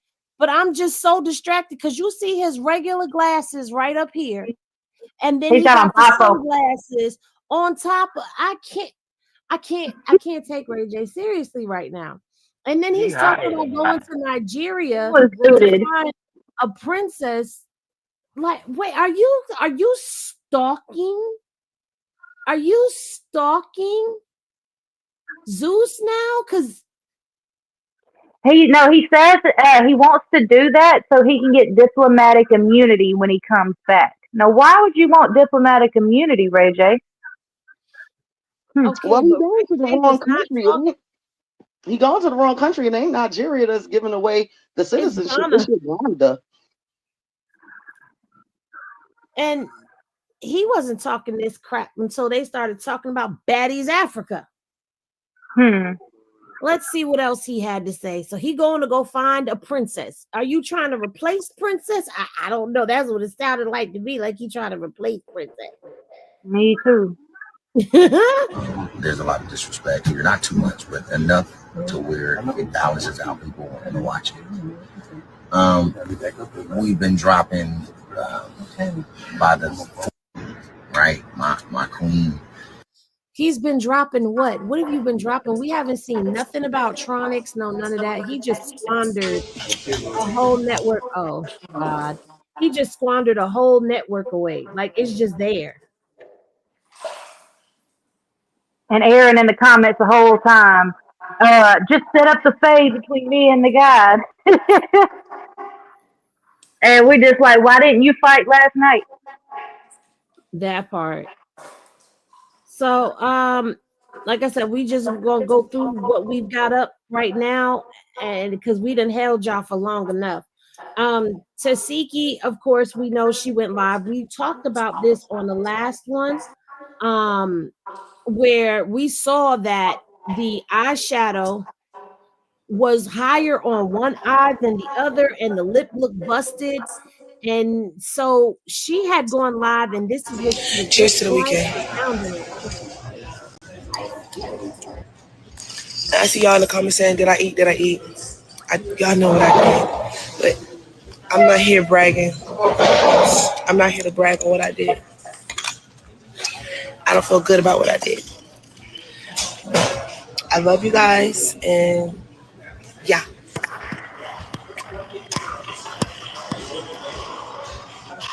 That's a completely different tone than what we've been getting online from her. She didn't feel good because she didn't eat the way she's trying to say she did. Somebody echoing. She definitely didn't eat the way that because normally she get online and she start this whole hooping and a holler and like, I eat. That was very, very calm, mild mannered, because what happened was you done got a dose of reality and you done realize that somebody could possibly hang with you. But I'm trying to see what's up with this reunion, because I want to see, because she making it seem like she didn't crash out the way the studio audience was saying that she crashed out, but all them people not gonna say the same thing about you. And people are raccoon eyes. For everybody who said that something wasn't wrong with her face, she had them little dark spots. That's not lack of sleep. Those are bruises. Well, we gonna see, because we gonna watch the Baddies reunion, and then we gonna come right here the next day and we gonna talk about it. We sure are. That eye was swollen. Huh? Go ahead. I said that eye was swollen. She gonna say she felt sorry for her and gave her the second round. You Child didn't boo. give anything. You got toe back. That's what Oh, you now. did. You met your match. That somebody hit you mid morph. They was probably listening to me. Thank Hmm, you for hitting her mid morph. That's how you handled the sickie. Hit her mid morph. that part. You win. And you win. See? Take my advice. Well, this right here was rescheduled, guys. It didn't come transfer over this way. I think I forgot to collab y'all in, which is something that I just learned to do, which is collab. Yay, we could collab. But yeah, that got rescheduled, and then we have. Oh God, okay. So when we got the Q&A, we never went through all of the stuff that Karlissa was saying and doing on Saturday while Andre was waking up in Kern County. She online doing this, talking about got my celebrity son sitting in a cell doing a Q&A, ruining his whole life. He went from an A-list to funking doing Q&A. Wait, he was an White. A-list? I don't recall him being A-list. Sorry, Karletta, but I don't recall him being A-list. It's a CD situation and strong on the D for him. Well, she said, with a blackballed D-list celebrity. Blackballed. So did she just say that this girl has been blackballed? Yep, she Because did. Karlissa, you got fired. Being Hmm. Yeah. fired and blackballed is two different things. I'm saying she made some very strong accusations by saying Krishan was blackballed. But Right. Jason Lee blackballed her though. Karlissa. Yeah, but Yeah, that's he only one did. platform. I'm trying to figure out who all these other blackballs for Krishan is, because I haven't heard anybody say she was blackballed. Me I Mm-mm. Have neither. y'all? nope, Well, we see, haven't Jason Lee heard. is also Zeus too, so now she's blackballed from Zeus as well if she's blackballed from Jason Lee. Hmm. Well, let's Hmm. see what else she had to say because we know that this was not it. Me and my son don't need to talk. We got a mother son understanding she won't ever have with her son. See, this is the stuff right here that get people going. Well, she got to get the people going in order to make her little coins. So now, but she ain't making coins because she can't go live on her page, but she trending, and I blame the people for keep on going to her page and making the shit trend. See, here's the thing. I keep telling y'all, if y'all just wait, or if y'all let whoever your favorite blogger, T page content creator is know that something is going on, oh, she live over there, that will give them the hootie hoo to go over there and see what she talking about or check on it when she done and start clipping it up and posting it. And if you do that, then that will make the content creators trend versus her trending. Y'all want her to go away and not be everywhere. Y'all can't go everywhere that she is. The only way y'all watch her and see her is if y'all come to the content creators. Then that will stop her from trending. Like meaning she won't have all them views in her lives, and the people that will be in her lives will only be the people that actually truly support her and content creators on lurker pages. I'm just saying. And once you drop them numbers down, that's how you gotta hit people in the pocket. Well, maybe we shouldn't tell them to do that right now because she might need that money to get her son a bond. But I thought The she already auntie had the said, money. she Oh, said do Mr. She's she? a Scott was gonna get millionaire. She's a yeah, Mr. Scott. millionaire. She an A-list celebrity. Karletta, where you been? Girl, I'm No, she said living. Mr. She's. Scott will get him out. I'm living realistically. She's in La La Land. Mm-hmm. Mr. Hmm. Scoffle said that he was on her show. She said once he go enroll himself into a program, he will get him some help and help him out and get him a job and everything else, working with where he worked. I said, oh, okay. She said, so my husband, he got reach inside the government. He gonna help my son. So you ain't got my son. Don't come from places like other people. And He ain't trailer I park tried to tell trash. y'all that he was a correction officer for the Indian reservation, so that makes sense. Uh, But y'all went with the main narrative that he was a janitor. Because it was hilarious. I It could was. admit why I ran with it. It was hilarious. Okay, I could So admit what all do my reasons. no? So what do they do? This is the first time of me ever hearing it. In. He's a correction officer on the Indian reservation, so he's a CO for Indians. Cause they Ah, can't And go to they the have their regular own jails. laws. Yeah, they have their own laws and all that. Like regular Correct. police can't go into their reservations and Right. do anything to them. And So if you are they're arrested, sovereign. like if you're a Indian native arrested outside the reservation, they have to take you to the reservation and let like us handle in our laws and stuff. Correct. Yep. oh, So whoever this fan page is of hers, which I believe it's either her or somebody else, they sent her the 7 questions that Krishan, or they posted the 7 questions that Krishan said she was picking for the Q&A for Blue. And at the top of it, they said, this just let me know she trying, capital letters, to fuel the division between Blueface and Karlissa. Why would you ask the second question? I hope she knows moving like this won't turn out good for her. God don't bless mess. I can't think of a few questions I could think of a few questions she should be asking instead. So that question about him and his mom.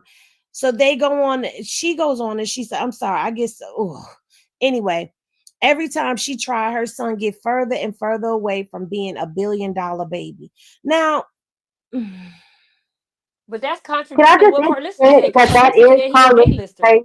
you gotta let Carla go ahead, Carletta. That's contradicting what Karlissa said, because Karlissa said he is a $1 billion A-lister celebrity. Child. What you would say, Kristen? That is her page because when you message it, and yes, I did message it. It says TikTok support page. Yeah, that's what I'm saying. It's the Six Sox fan page. That's what it says up there. And I'm like, this is her. Oh, you're That's saying her. that. That's Uh-huh. her. Mm-hmm. So yeah, this the question. Oh, so that means I'm glad you just said that. Who said that? Me, Kristen. Kristen. Kristen, I'm glad you just said that, because guess what? What? A Sit Talks fan page inboxed me today talking reckless this morning, and I didn't repost the shit. I just ate her up and left it alone.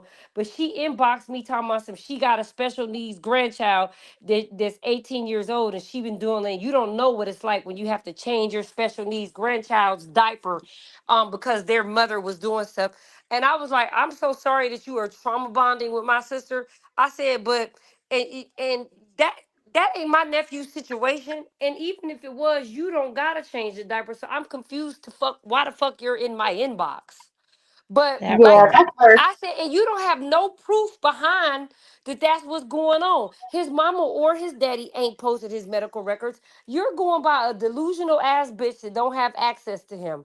And now you want to get in my inbox and think, yeah, no, it's not happening. Mm-mm-mm. Yep, but she sure did. They just be so mad. But this came out of Blue's mouth. He It's not said, like Sean wrote him a script. He said it. Listen. Because I know if I talk to her, she's just going to record my phone call or try to make something out of it. Okay. Yeah. How do you feel about what? Talk to you when you want to be. This call and your telephone number will be monitored and recorded. How do you feel about her mixing in with your Alright. kids? It's like if you don't talk to her, she's watching her kids though. Right. I would hope that my baby mother would make sure that everything is respected and not neglected, you dig? Hopefully she's not partying and Okay. just looking for a babysitter. And watch me get up and jumping. We like her too. We like her. We like her too. We like her. And of course, Karlissa, I forgot, I can't even get to what it said, but she has a lot to say all regarding that, and this sends her off on this wild tangent that she was on. But at the end of the day, I just feel like she has bigger fish to fry and bigger things to worry about. Like we were just talking about, we just had a whole in-depth conversation. I didn't touch you. I didn't And disrespect you. at the end of the day, they've had division within the mother-son dynamic for a very long time. And this proves it, because this goes back to 2019, way before Krishan ever came into the situation. And if I'm not mistaken, I believe this was when Jiggy was still in the house. It was Jiggy and Yeah, Jaden. Yeah, it was when when they he had the didn't nipple speak to situation, her right? when she walked in the door. G didn't speak to her, and Karlissa went off, and that made Callie and Blue get into it. And I mean, I remember this. I mean, we all know this, so I don't even have to play the clip, but all of this. She talking about how the baby can't talk, but this is a video that we have of the baby actually saying his I guess first words, or maybe his few words that he was saying at that time. Say I love dad, daddy. Dad. Dad.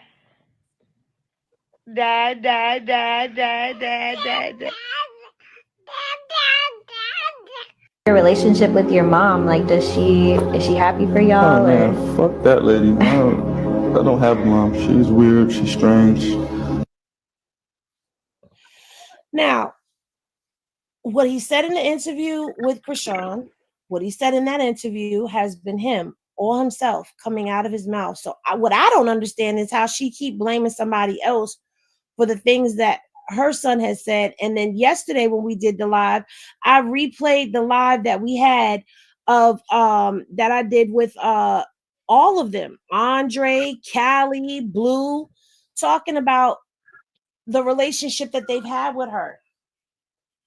And it's mind blowing. I'm hoping that she is working on strategizing something for Dre, and hopefully she shows up for Dre the same way that she has showed up for Blue. She So will, because she showed up for Dre the first time. But let me say this. This is what her issue is with Krishan. This is what her issue. She believes she wants her son to be with a woman that's going to tell him, you only get one mom. You only get one mom. But she forgets that she only got one mom, and she has done far worse than what Krishan or John have ever done to their mom. But the she crazy doesn't like Krishan because she wants Krishan to tell him, don't do that to your mom. You only get one mom. Go back and be with your mom. You only get one mom. Babe, you shouldn't talk to your mom like that. You shouldn't say those things about your mom. You only get one mom. But the thing He is, used to do Krishan that. was doing that, and that's Yeah. what ended up getting the whole situation started in the first place between her and Karlissa.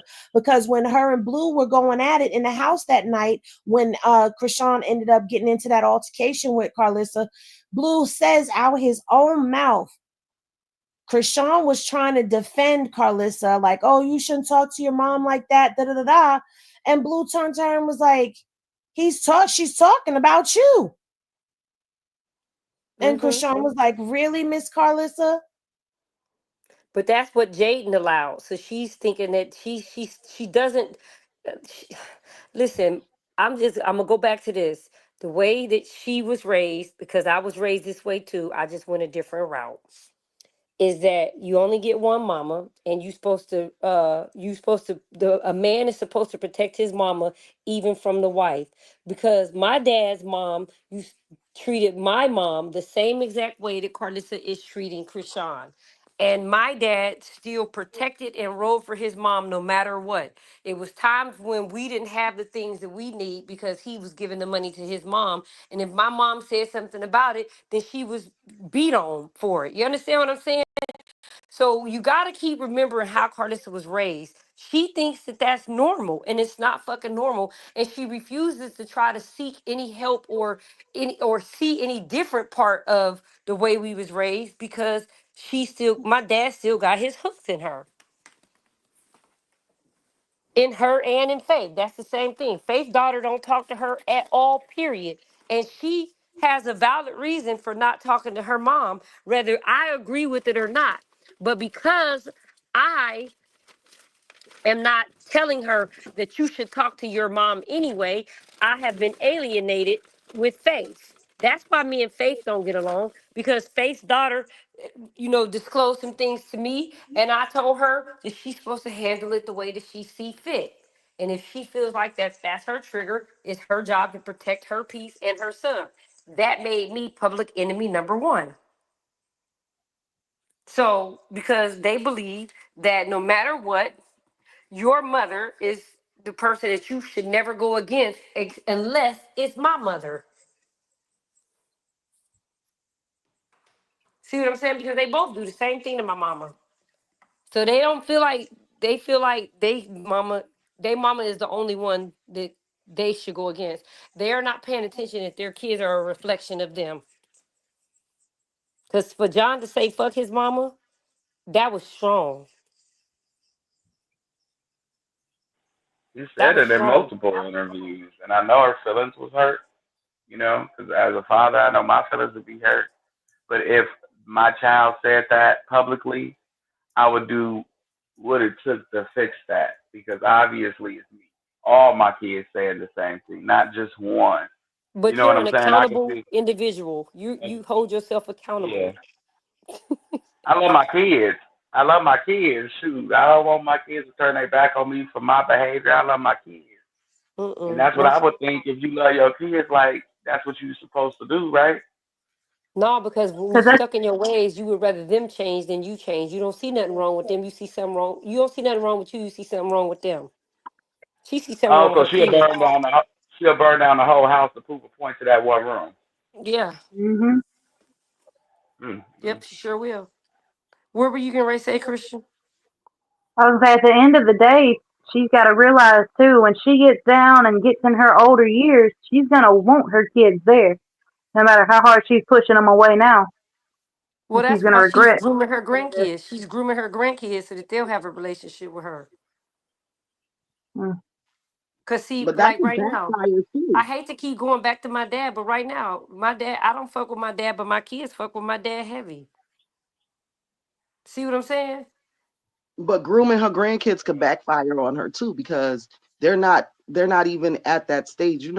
We all have kids, so when they get to that teenage stage, no matter what you put in them, they start getting their own minds and stuff. And I really, the three oldest boys, those are the ones that I'll be worried about as far as Karlissa grandkids and Journey now, because the way she has Journey all the time. But the three oldest, they done seen, heard, and lived through a lot of this dramatic, toxic stuff, and it might turn into something that she don't want. Not saying that they might not like her, but they might turn into the same toxic things that she's pushing, like she's not pushing to them, but letting them be exposed to. I agree with you 1,000%, but let me tell you this. 1,000% I agree with you.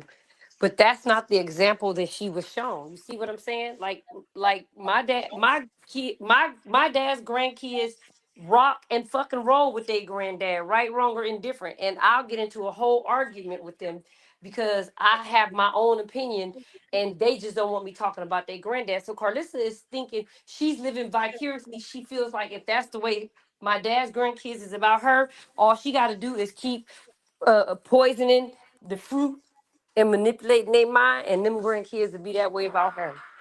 So I again goes back to Jaden. If Jaden don't make a change, why would you do that? He just tried to throw the dog down the steps, y'all. You try to make him fall down the steps. That's animal abuse, cruelty to animals. You go to jail. Well, this was in 2022. Welcome to the house. Look, I just bought this house for Blue. Hold on, let me turn it around. Turn it around. Come. Yeah, the Hoochie Mama's over here. Boom. Show them your pool now. Oh, yeah. I got the water pool.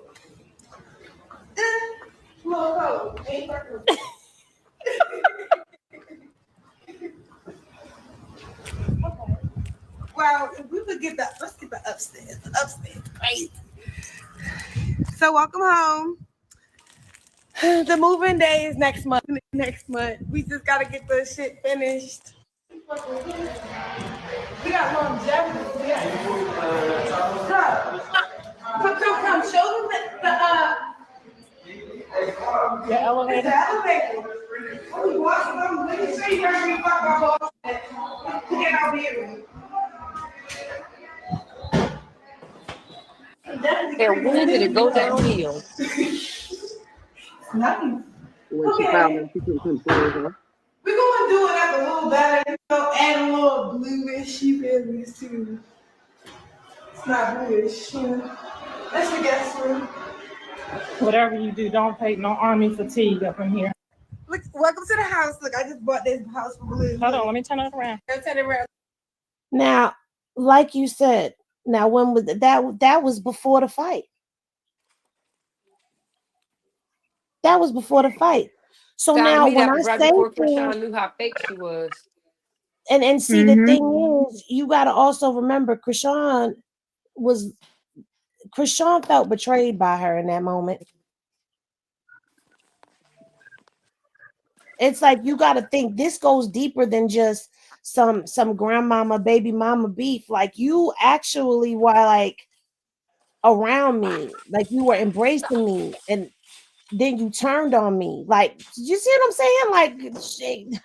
I figured I would play that for everybody because when I was doing my little scroll throughs, digging, because I'm trying to get myself geared back up to start making my little videos that y'all like so much. Because even watching the videos yesterday, I was like, damn, I am hella good at making these videos. I'm a beast at it. So I said I was going to go back to making them, and I came across this, and I said, well, you know what? Let's play it. Let's play it.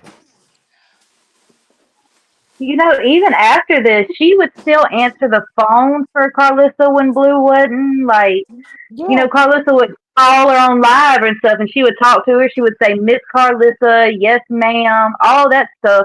But every time something went wrong with her and Blue, she blamed her. Mm-hmm. I was See, I wasn't following this whole. I wasn't following the whole situation back then, so this is all news to me. I was only listening to what my sister was telling me back then. So, like, this is the total opposite of what was being told to me during this time. 2022. This is not. What about that interview, Henny, that Karlissa did with Krishan, and Krishan was saying how she felt betrayed by Karlissa because she thought they was cool. Remember, Karlissa interviewed Krishan when she had her hair. Talking about when she was when they were in the blue in the camo mansion. Yep, and you could But see it on Krishan's face then. how did they even arrive to be at this mansion together? Because during that time, she didn't like her, to my knowledge. Because Krishan kept giving her chances. She gave her chance after chance after chance, even with the baby. She let her come over with the baby, and then she immediately was like making fun of her own line.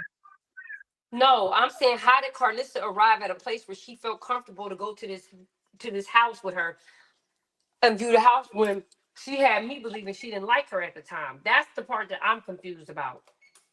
She was lying. She was playing in one of y'all face, which we all see it had to be Krishan. Her real feelings was she didn't like her, but she was playing in that girl face. I think that's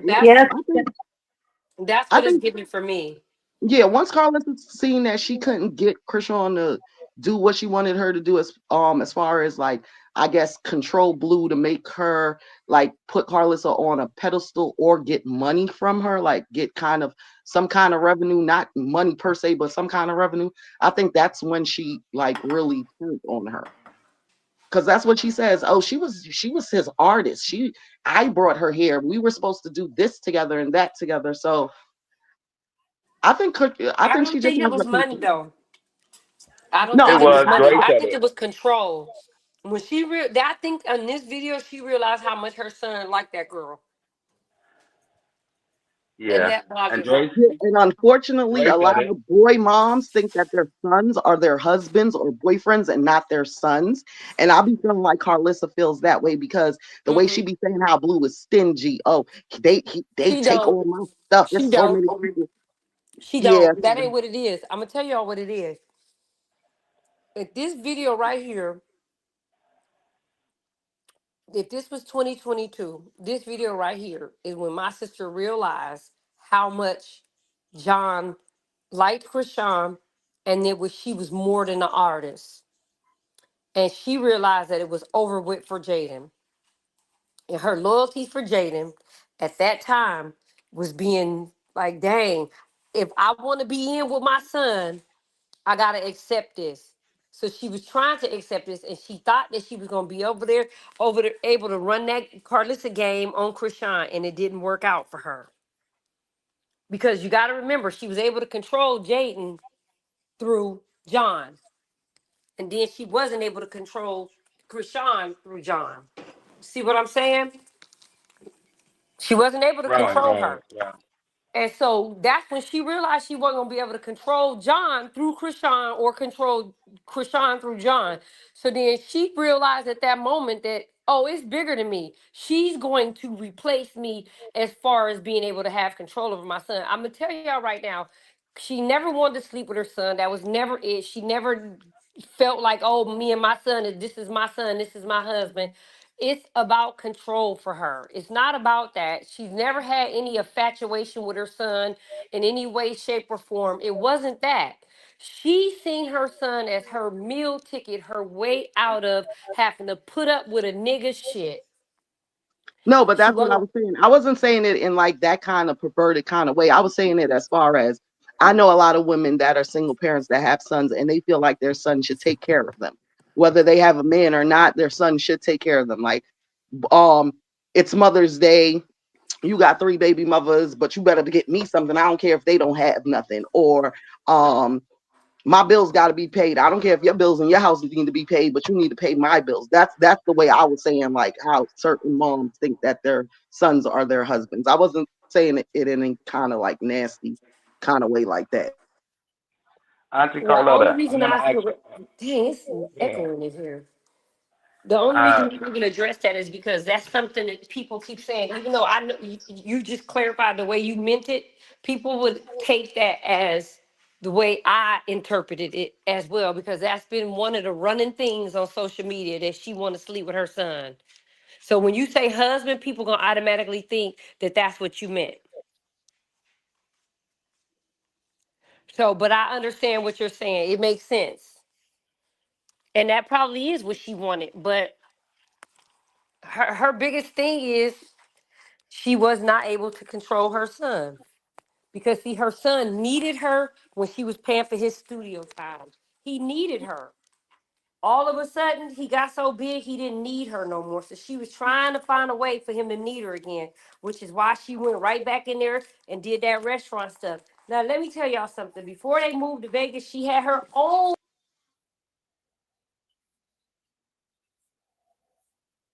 You cut out, Karletta. Did she drop? I think she might have got dropped from her reception. I'm trying to find that interview. The only place I think we're gonna find it is on Six Socks, and I am not about to play no Six Socks content on my channel for her to come over here trying to strike anything. okay. I Okay. found a portion on Google last time when I searched for it. Yeah, I didn't even see anything on Google. I looked for it on Google. Now I'm scrolling the infinite scroll on YouTube trying to find it because I know it was on YouTube. It's not there. So I think it's been scrubbed because she now has it on Six Socks. I Yeah. want to ask her what Dre was talking about then, because remember Dre said that this was when Krishan was pregnant with Krishan Jesus. He has said that Karlissa got upset with Krishan when she cut the family off financially, and it just became her and Blue. I think Miss That's when Carletta's she back. split. I'm back. My phone had kicked out. I gotta get Oh, the app good. because it kicked out. What was you asking me, Dre? I said, well, because your nephew Dre had did an interview. Well, not an interview. He was on live talking, and he was like, "Well, Krishan is not really bad like my mom say she is." He said when he had a problem with it, he said that him and Krishan really connected and they bonded. He connected with her spiritually when he first got out. She understood him more than everybody else did, and what made his mom stop liking her is when she cut the family off financially. And that was him verbatim. When she cut the family off financially, is what made, and it became her and John. That's what made his mom stop liking her. But didn't he cut the family off financially when he refused to buy Callie the car after he promised her a car before she came to California? No, because she said she was pimping her. That's what Karlissa said. She said we was pimping her. We was pimping you. Yeah, we had. But she said something about making her cash a check and all types of stuff. And then that's when Dre came out about what, a year and some change later. He had made his live when Krishan was pregnant with baby Krishan Jesus, and was like, that's what made her and her fall out and clash. Is when it became just about Krishan and John with the money. So he believed that money was the reason. I can't go by what Andre know, because Andre might know more insight than I know. I can only go by what my sister said to me directly. Oh, okay. Which was she felt bad for Jayden because when he bought that house is when she realized that it was more than an artist manager situation. It was more of him and her situation. That's when she realized that John really loved that girl. He really liked her and he really loved her. And she felt like Jaden had been there all that time waiting for that. Jaden had his kids. Jaden should have got that first. Right. I honestly Because don't last feel like year, she ever liked her though, because like if you go back to posts on her Facebook from, I mean, back when they first met, she was calling her fans like rock stars and all kind of stuff. Even then,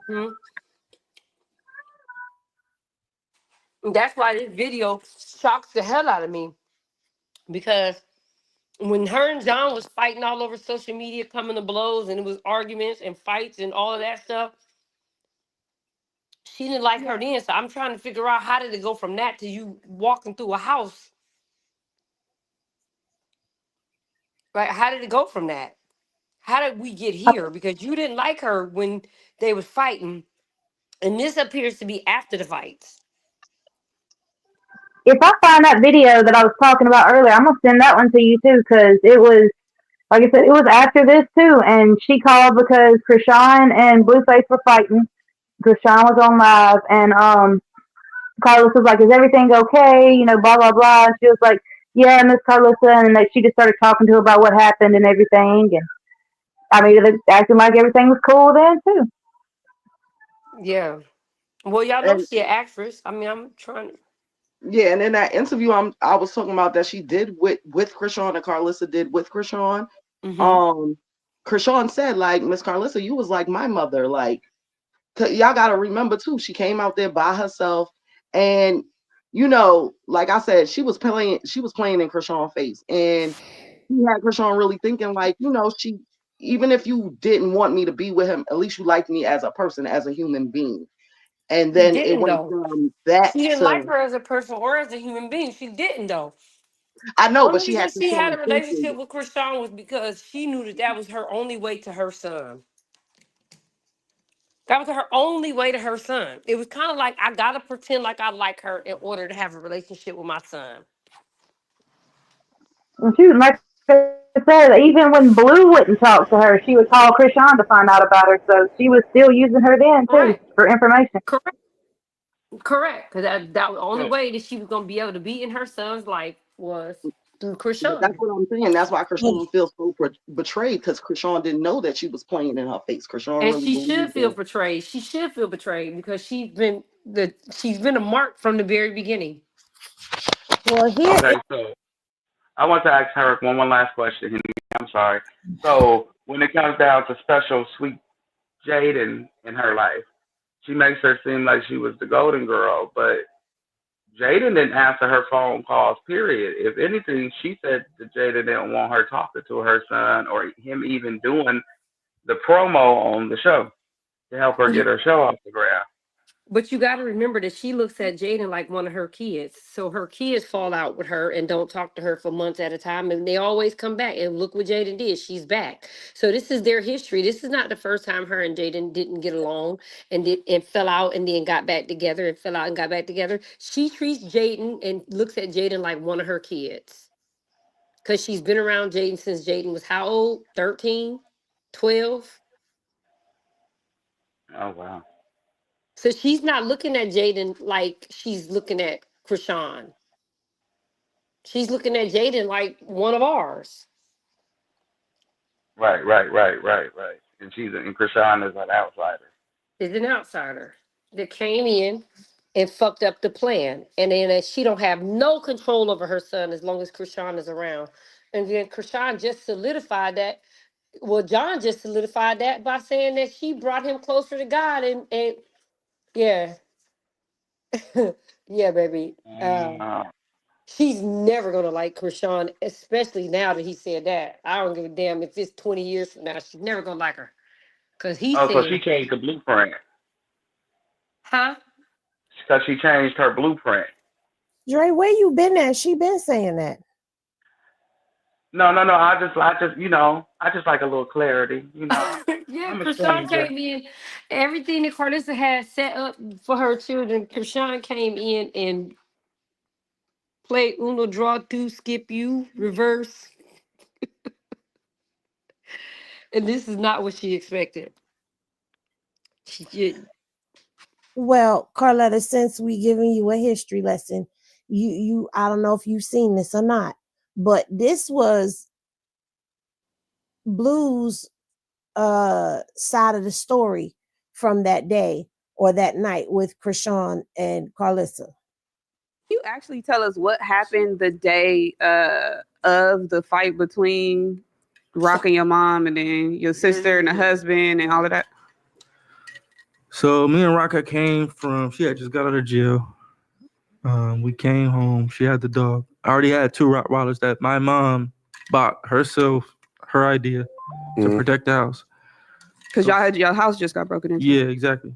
So the dog ran in. I'm out of here. I'm quitting the restaurant. I'm moving out. I'm done. There's too many dogs in here. I said, like, huh? Like, the dog just came here. Nobody established if the dog was staying, leaving. If she was staying or leaving, Wait, nothing was pause it real established. quick. So it was kind of like a break. Hello? Karletta?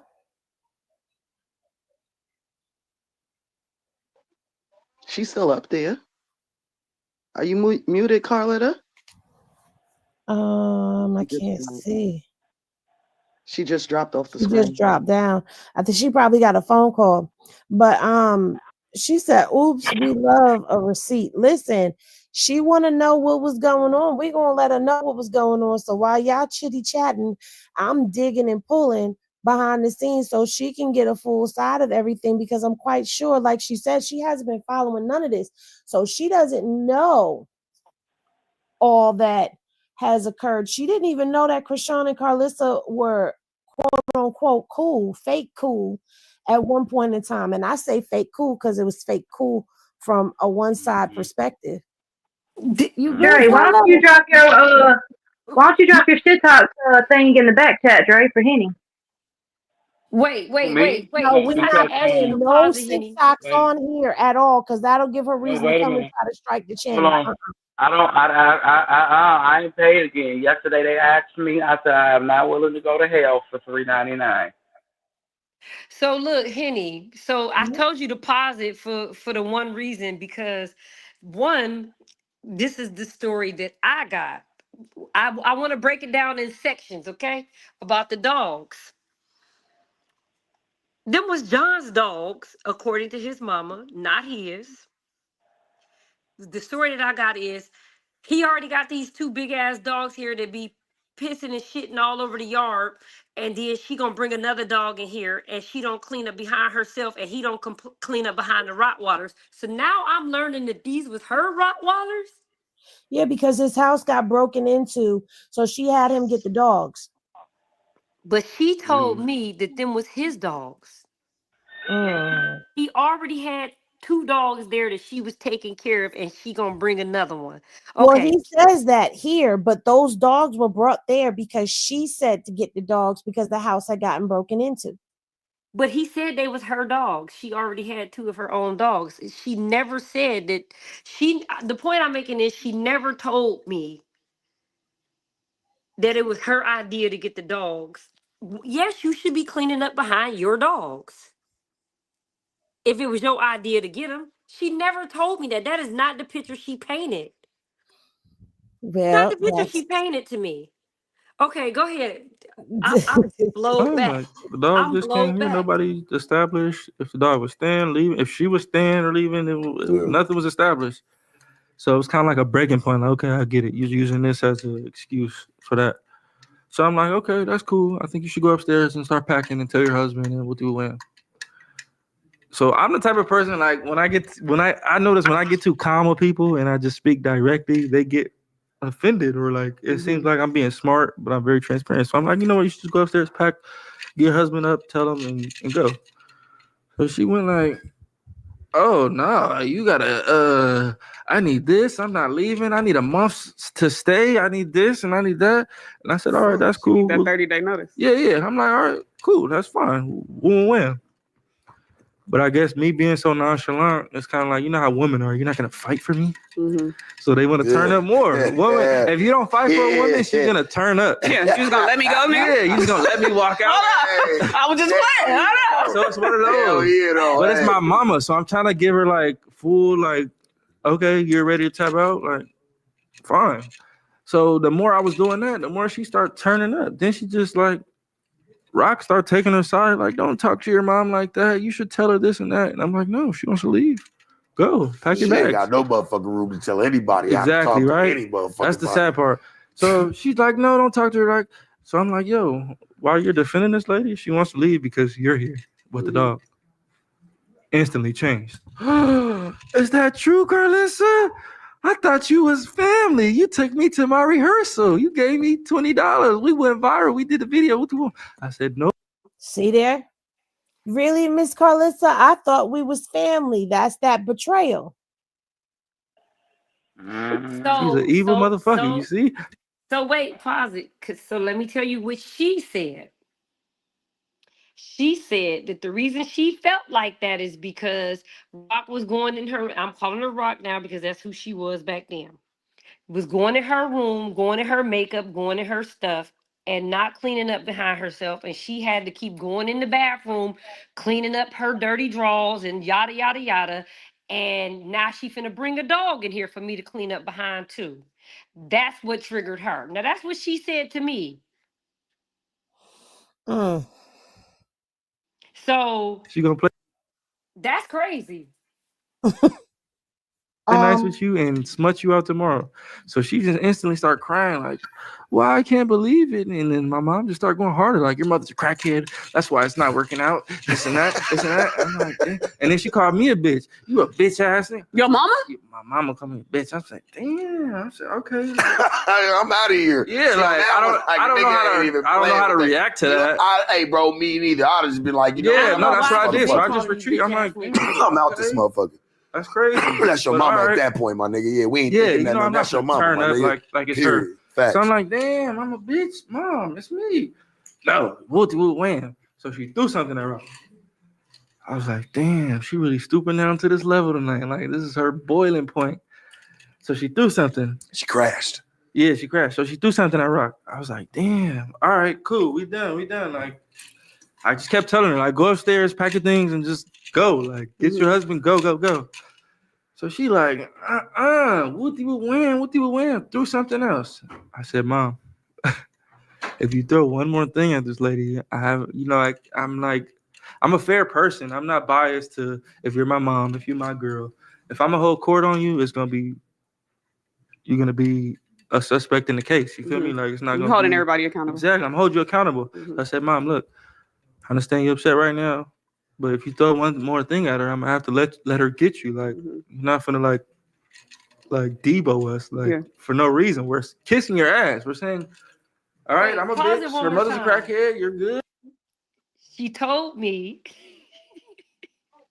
She told me all of that except for the fact that she threw something at Rock. That part was never mentioned to me, that she threw something at her. I found that out via social media, that she threw something at Rock. She told me because she was cussing him out, which I always cuss John out. I didn't think it was a big deal. Because she was cussing him out is why he told Rock to get her. She never mentioned that she threw anything at Rock. She never mentioned that she threw something at her not once, not twice, but 3 times before John let her get it. All of that was left out. So when I got online and I inboxed my nephew, asked him what the fuck was wrong with him, what kind of bullshit is you on, and why would you let that bitch jump on your mama? All of that was said to him was based off of what his mama had told me. And why would I ever think that his mama would lie to me about something like that? So later, when I found out that she threw something at her, I called her out on it. I was like, why the fuck would you throw something at her and then turn your back? I didn't turn my back. She threw it at me. I threw it at her and she threw it back. And when she threw it back, I got dazed and then she whooped my ass. And I found out that was a lie. That she didn't throw nothing back. No, she didn't. Listen, he gonna tell you. God Great. damn. Go pack your clothes and leave, right? Right.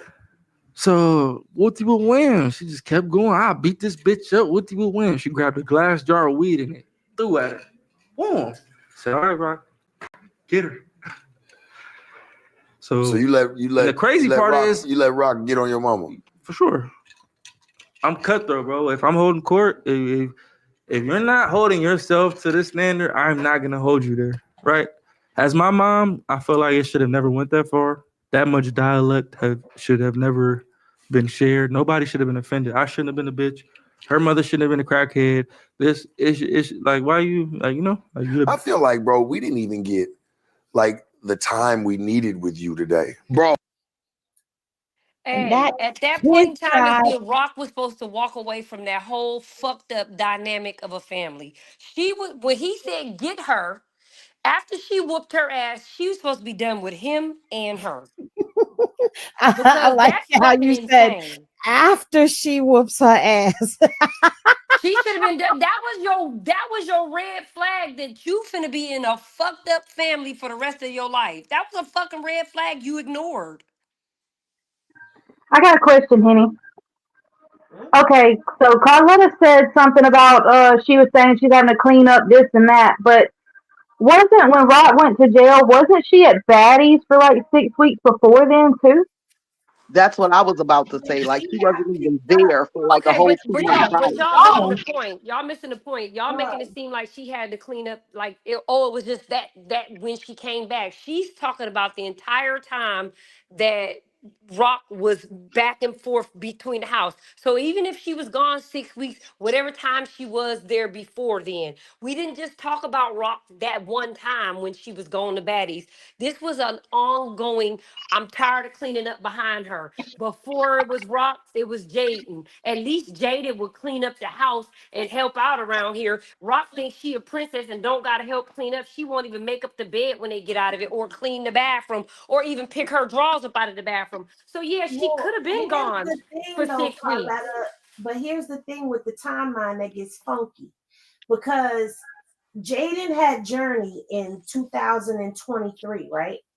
So that means that from 2020, 21, 22, Jaden was still somewhere at 23, 24. Yeah, she had the baby in sometime in 2023, I believe. That's when it was. She was living, Krishan was living in the Camo Mansion.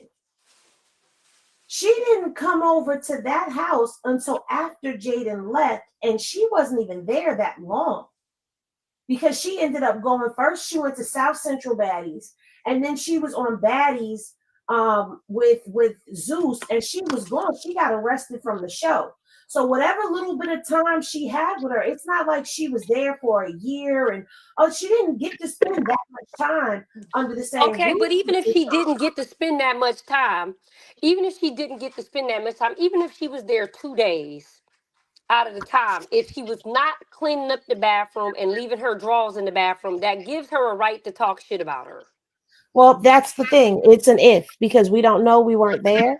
But at the same time, it wasn't that long of a period that she was there, is what we're trying to like. We're establishing I a get that, timeline but that pick your it wasn't pick, even that long. Like you shouldn't have been that stressed out to where you blew up. Like, because like y'all said, the only people in the baby. house was Listen, if I gotta pick up your drawers one day, I got a right to be stressed out. And I'm not Well, saying that why it's would you true. have to when they had their own bathroom? They weren't sharing a bathroom. So that would mean that if that's the case, you going in their bathroom to do that. Because she was the housekeeper, the nanny, the maid. No, And she I'm was not saying that nosy. I'm That's wait. what it is. She was I'm not nosy. saying that I'm justifying what she Oh said. no, I'm just no, telling I you know. what she said. But she was cleaning up the house and taking care of the restaurant. Jaden helped her clean up the house when she lived there, so she didn't have to go in a bathroom, in his bathroom. But if your son is in the house and he's a single man, and you call yourself being his maid and his mama too, and then when you go into his bathroom, whether it's one time or two, and you see some drawers in the bathroom that belong to a woman, and you know you wasn't raised like that, and neither was your kids, you're gonna say something. And I'm not saying it was right that she felt the way she felt, but I'm telling y'all why she said she responded the way that she did. Yeah, but you know what? This is Karlissa. So even if it was one time, she gonna make it sound like it was a million times. But from watching them in that house, there's a bedroom right off the master bedroom. There's a master bathroom.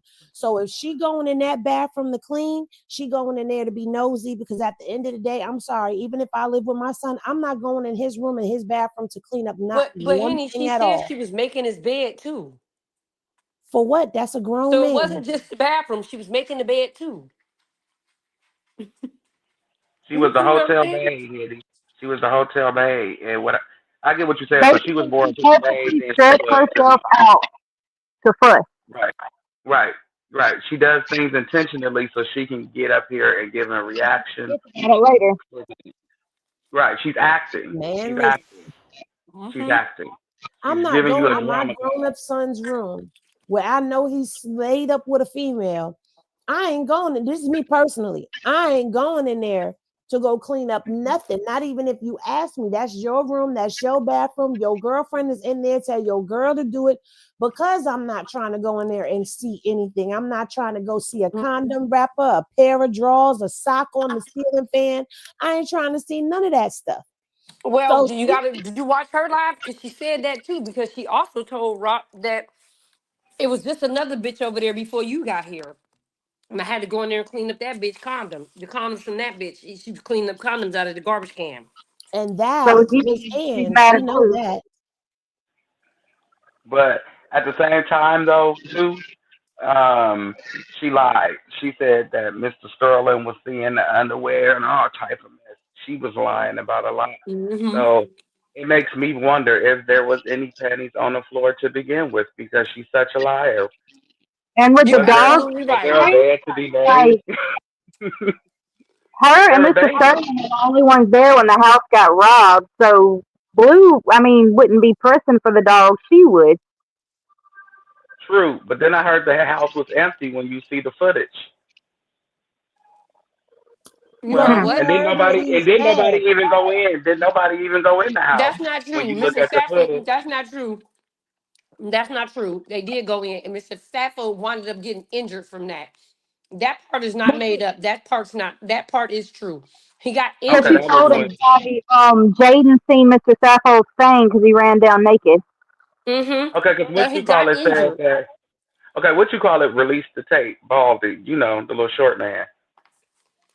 When they was arguing, when they was into it, Karlissa had made that comment, and he said, "Didn't nobody even go in the house?" And that's when he released the footage. But we know him. He probably edited. But I'm telling you, Mr. Right, Sappho right, got right, injured. right.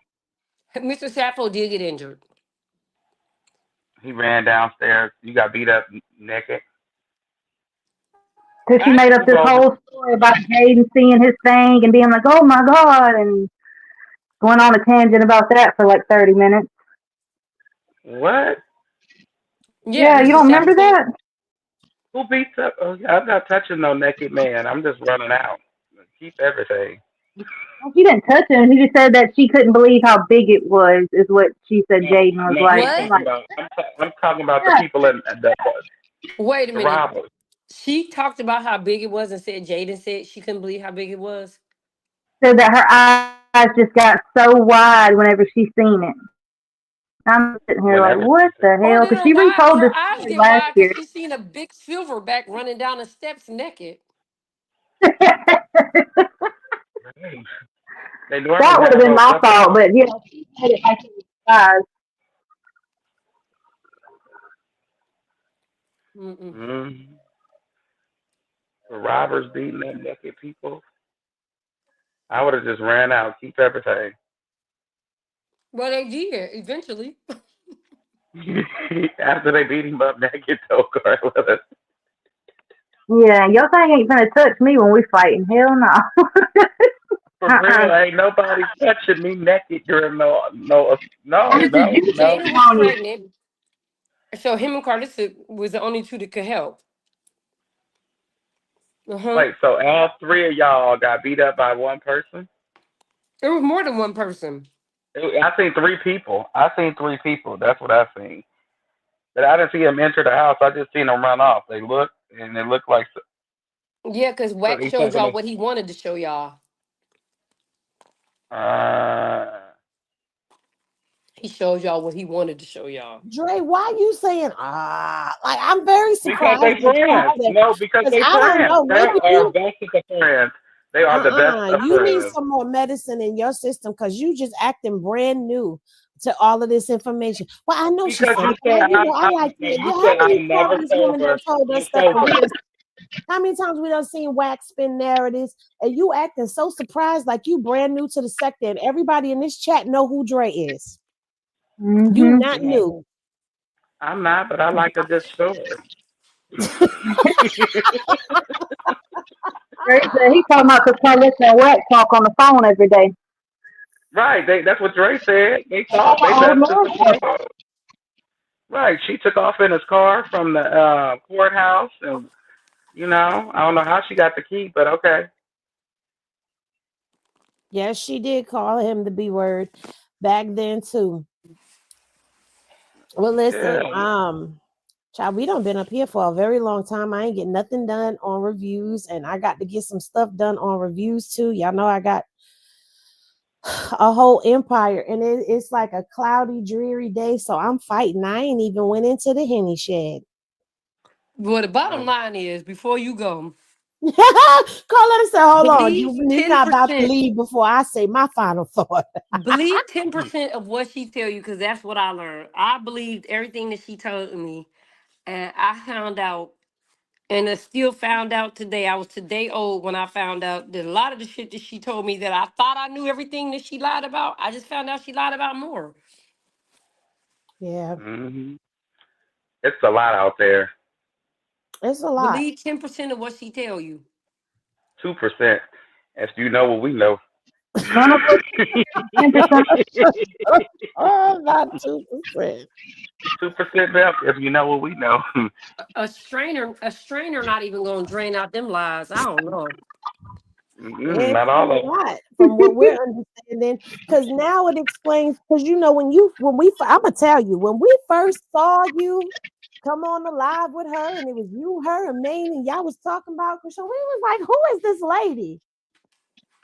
And then I was like, oh, that's her sister. Okay, so then that the sister is getting her side of the story, but the sister don't know the whole story. So when you started branching out and coming out, and I got a chance to talk to you, I was like, oh yeah, we gonna let you know what's Mm-mm. going I on. can't remember who sent me some of the stuff. Somebody got in my inbox and was like, "Yeah, while you're believing your sister and getting on lives, here you go."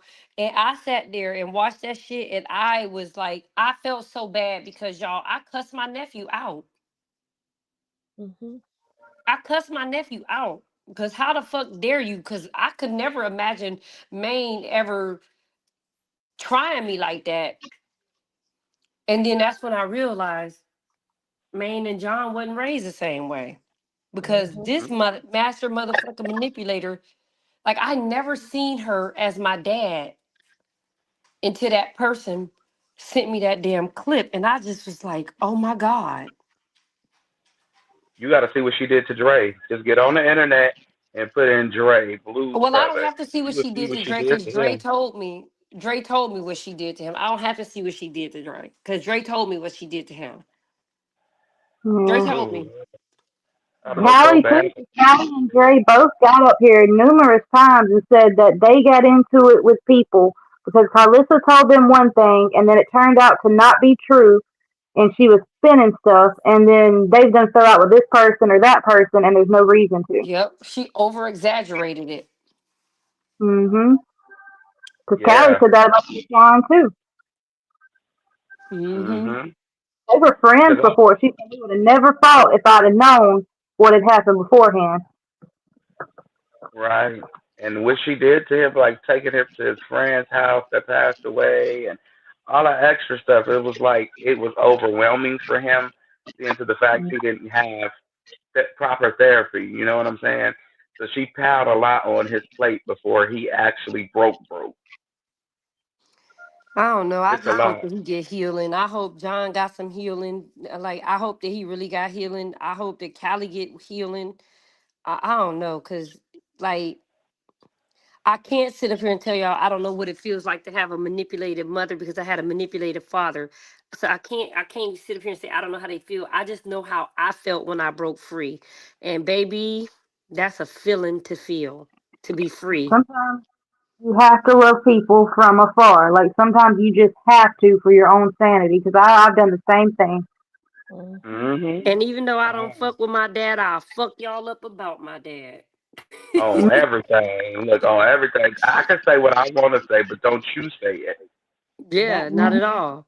I don't And let I your I'm the wish, mom same talk way. about him, and I don't let him talk about my mom. mm-hmm. And I wish Karlissa, unfortunately, this can't happen because everybody responsible for their own actions. But I wish that judge could charge her or make her have some mental therapy or something because she's doing this to her kids and they're acting out in real life, which is consequences, jail, prison, whatever. Um, yeah, she's doing this to them, and she's been doing it for a long time. I wish we could send the judge videos of what all he's been through. Like cut him some Right. slack. Please, because yeah, he was wrong for what he did. They both was wrong because neither, and it probably is a trauma bond because if she sat up there and had to deal with Karlissa for however many years they was married before he came home, she Oh, was that was she her was in dog hell before he too. came. That was her dog before he. I'm gonna let it go because I'm gonna just say everybody that y'all see ain't who y'all really got, Right. and I'm gonna leave it at She, that. I could Because believe wasn't that. Karlissa the one who set Katie up with Dre? But then she said, "Well, I didn't think they were gonna get married." No, she knew Yeah, they was gonna get married. She just didn't know that Katie was gonna turn out to be She just picked like her. Katie to marry him. Katie she was groomed handpicked her. by Karlissa. She just didn't know that Katie was gonna turn out to be a lot like her She groomed her. in her own way.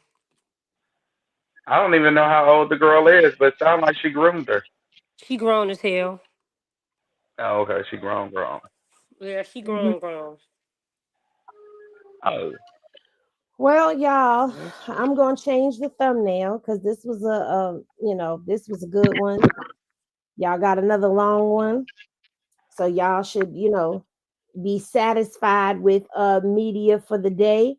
I don't know if we're gonna get into some Diddy docs because I had the Drewski one last week and I just didn't go because y'all know I go and I do these court docs and I be the first one to put them out and then it don't pick up until weeks later and by then people forget that I didn't even did a video on it.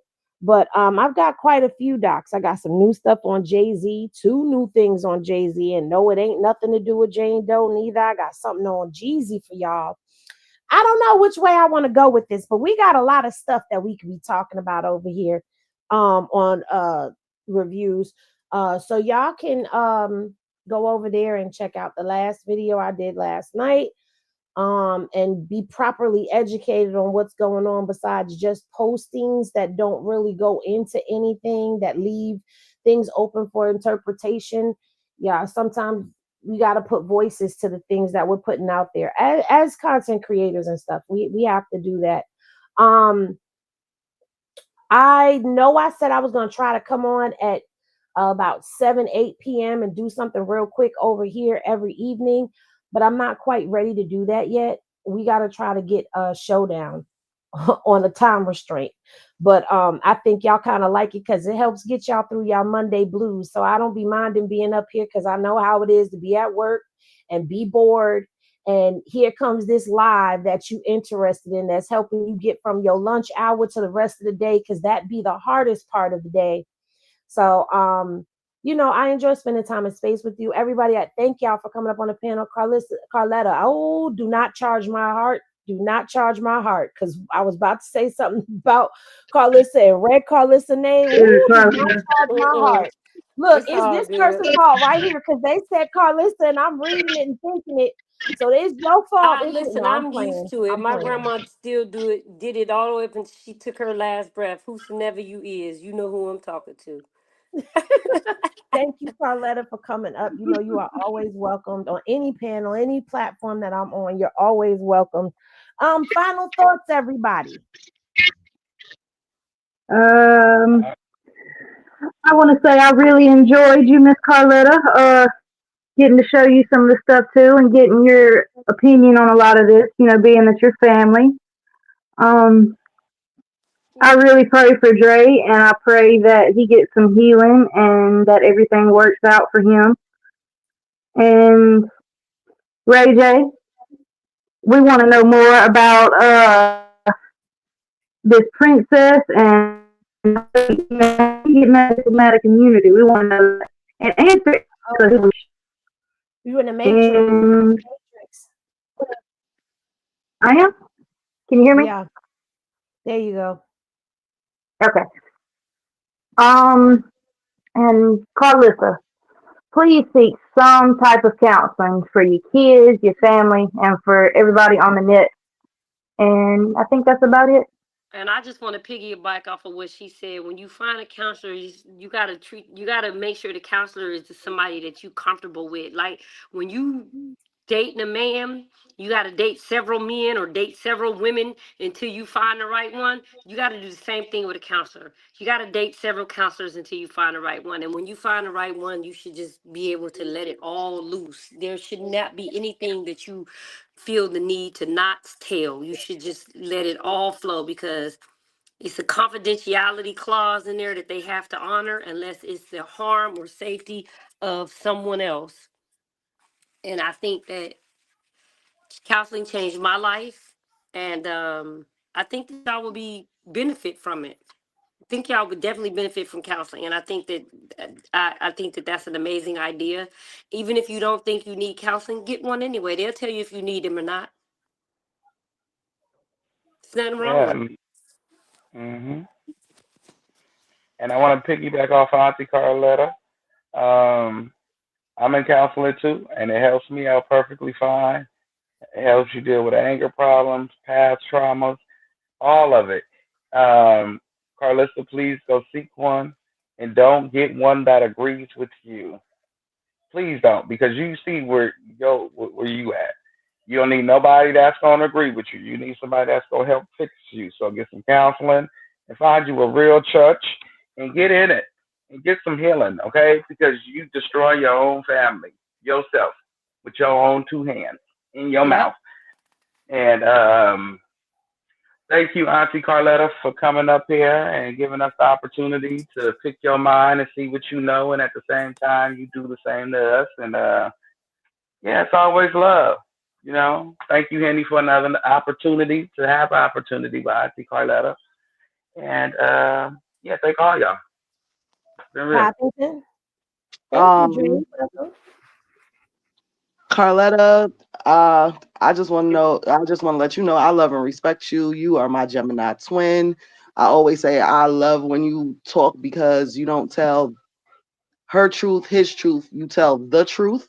It's never like even if we don't want to hear it, you know that Miss Letta just done gave you a jewel. She over there cooking.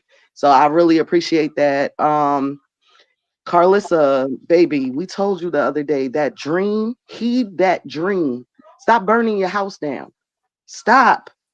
Like we come up here, we get on you, we say stuff, but I'm starting to feel bad for this whole situation. You are affecting too many people's lives, and it's gonna mess your family up. It really is, and you don't want to leave a legacy of toxic drama because that's where it's going, and you're heading it. So I believe you need to find somebody and talk to, but I think you really need to sit there and talk to yourself and really reflect on what's going on and how you want to move and how you are moving and how it's affecting everybody else and start taking accountability. Ray J, please get back on your medication because you're scaring me. Like you've been scaring me for a minute, but I really feel like you need to get back on your medication and whatever you're going through, you need to go talk to somebody too. Um, and as always, you know, Henny, my girl, I love you. And thank you for giving us the opportunity to always come up here and speak how we feel in a safe space where we won't be attacked or put down for what we're saying. We listen and we don't judge over here and we conversate. And I appreciate you for that. Oh, you're Yes, welcome. thank I you. love y'all too. Um, God, this was a long one. First of all, my heart goes out to all the mothers out there that are carrying that weight of their child being incarcerated, whether it be a boy or a girl. You know, thank the Most High that I do not have a daughter in Click Click City, but my son is there. And it's not easy. Okay. This is a heavy burden to carry. So my heart goes out to all of them. Um, I would like to do a panel discussion with some people who are going through that because I think that, you know, that's something that should be talked about. It doesn't get enough light in my eyes. I don't see anybody that sheds light on that. It's not glorifying it. It's just letting someone know that you're not alone because oftentimes you feel like you wear this mark of shame and that you're the only one that's going through it. And if you speak on it, they feel like you're glorifying it, you're okaying it. And that's not what it is. It's just something that needs to be recognized that if you're a parent and have a child that's incarcerated, it's a load, it's a weight on you. So my heart goes out to all of those mothers who truly bear that burden on the inside and carry that weight with them every single day when they wake up and every night when they lay down to rest and sometimes even in their sleep because they have dreams about them. Karlissa, you do need to seek some type of peace. We keep telling you this, we keep saying this. Hopefully one day somebody that you actually listen to will say this to you and you'll actually go put it into motion because at the end of the day, it's like I keep saying, regardless to how much we drag you or whatever, you're still a person. We may not like the character that you display online, but you need healing. All of us need healing, but baby, please go get some healing because clearly your toxicity has spilled over into your children in a major way. And it doesn't need to continue. Break the cycle. Dre, my prayers and thoughts go out to him. I can only imagine what he's going through. You know, being back in a place that has, I feel confident enough to say, traumatized him and probably put him into a state of being that he wasn't trying to go back to, but my thoughts and prayers are with him. Y'all stop with the narrative. If you see somebody putting a narrative out there saying that he did something to Avery, y'all have power. There's power in your voices. It comes in the way of comments. Go correct the information. Don't let somebody's name be tarnished. Remember that these are people still. Internet trending topics have real life consequences to them. Okay. And let's not forget that even in those moments, the people that we can't stand the most are still human beings on the other side. So let's try to be a little bit more responsible with the things that we are consuming and what we are allowing to be spread by others when we have the information and the power and the tools to stop false narratives from being spun. Ray J, please for the love of God, figure out what you're going to do with yourself. And they do have something called transitional lenses that you can wear. Please don't ever come back up online with them double lenses on. You had your reader seers on with your sunglasses over top of them, and I couldn't even pay attention to what it is that you were saying because I was so distracted by that. But you too need some healing, child. Tasiki, if you caught a tie, if you caught a mean one, if you caught somebody that gave you a run for your money that you couldn't just run down like a Mack truck, because they had some hands too, and you underestimated them, just eat it, child. Because part of being a real eater and being a fighter out here is admitting that sometimes you win and sometimes you lose and sometimes you're gonna break even. Just own it. But we'll see what the verdict really is. The jury is still out. We'll see what the verdict really is when we sit to watch baddies.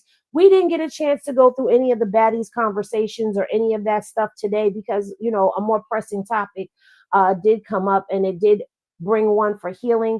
It looks like whatever platform it is that I'm on, it's always going to be where trending topics are meeting real life, and there's real life conversations that get had. I want to thank Kristen, Dre, and Poppington for always coming up, and my special guest today, Miss Karletta. Sister girl, we appreciate you so much and all of your wisdom and honesty and transparency, and thank you for blessing our panel today so much. We appreciate you. To all of you, anytime. yeah, and anytime you want to come up, you just Henny girl go live, and you already know if I'm asleep, they're gonna wake me up. But to everybody in the comment section, whether you were commenting, everybody that's out in the viewers, even that are out there in the alleyways and the bushes, peeking in, whether you on your real page or your fake pages. Thank y'all for tapping in and tuning in and supporting the channel. I appreciate y'all. Remember that love is always love, y'all. High vibes.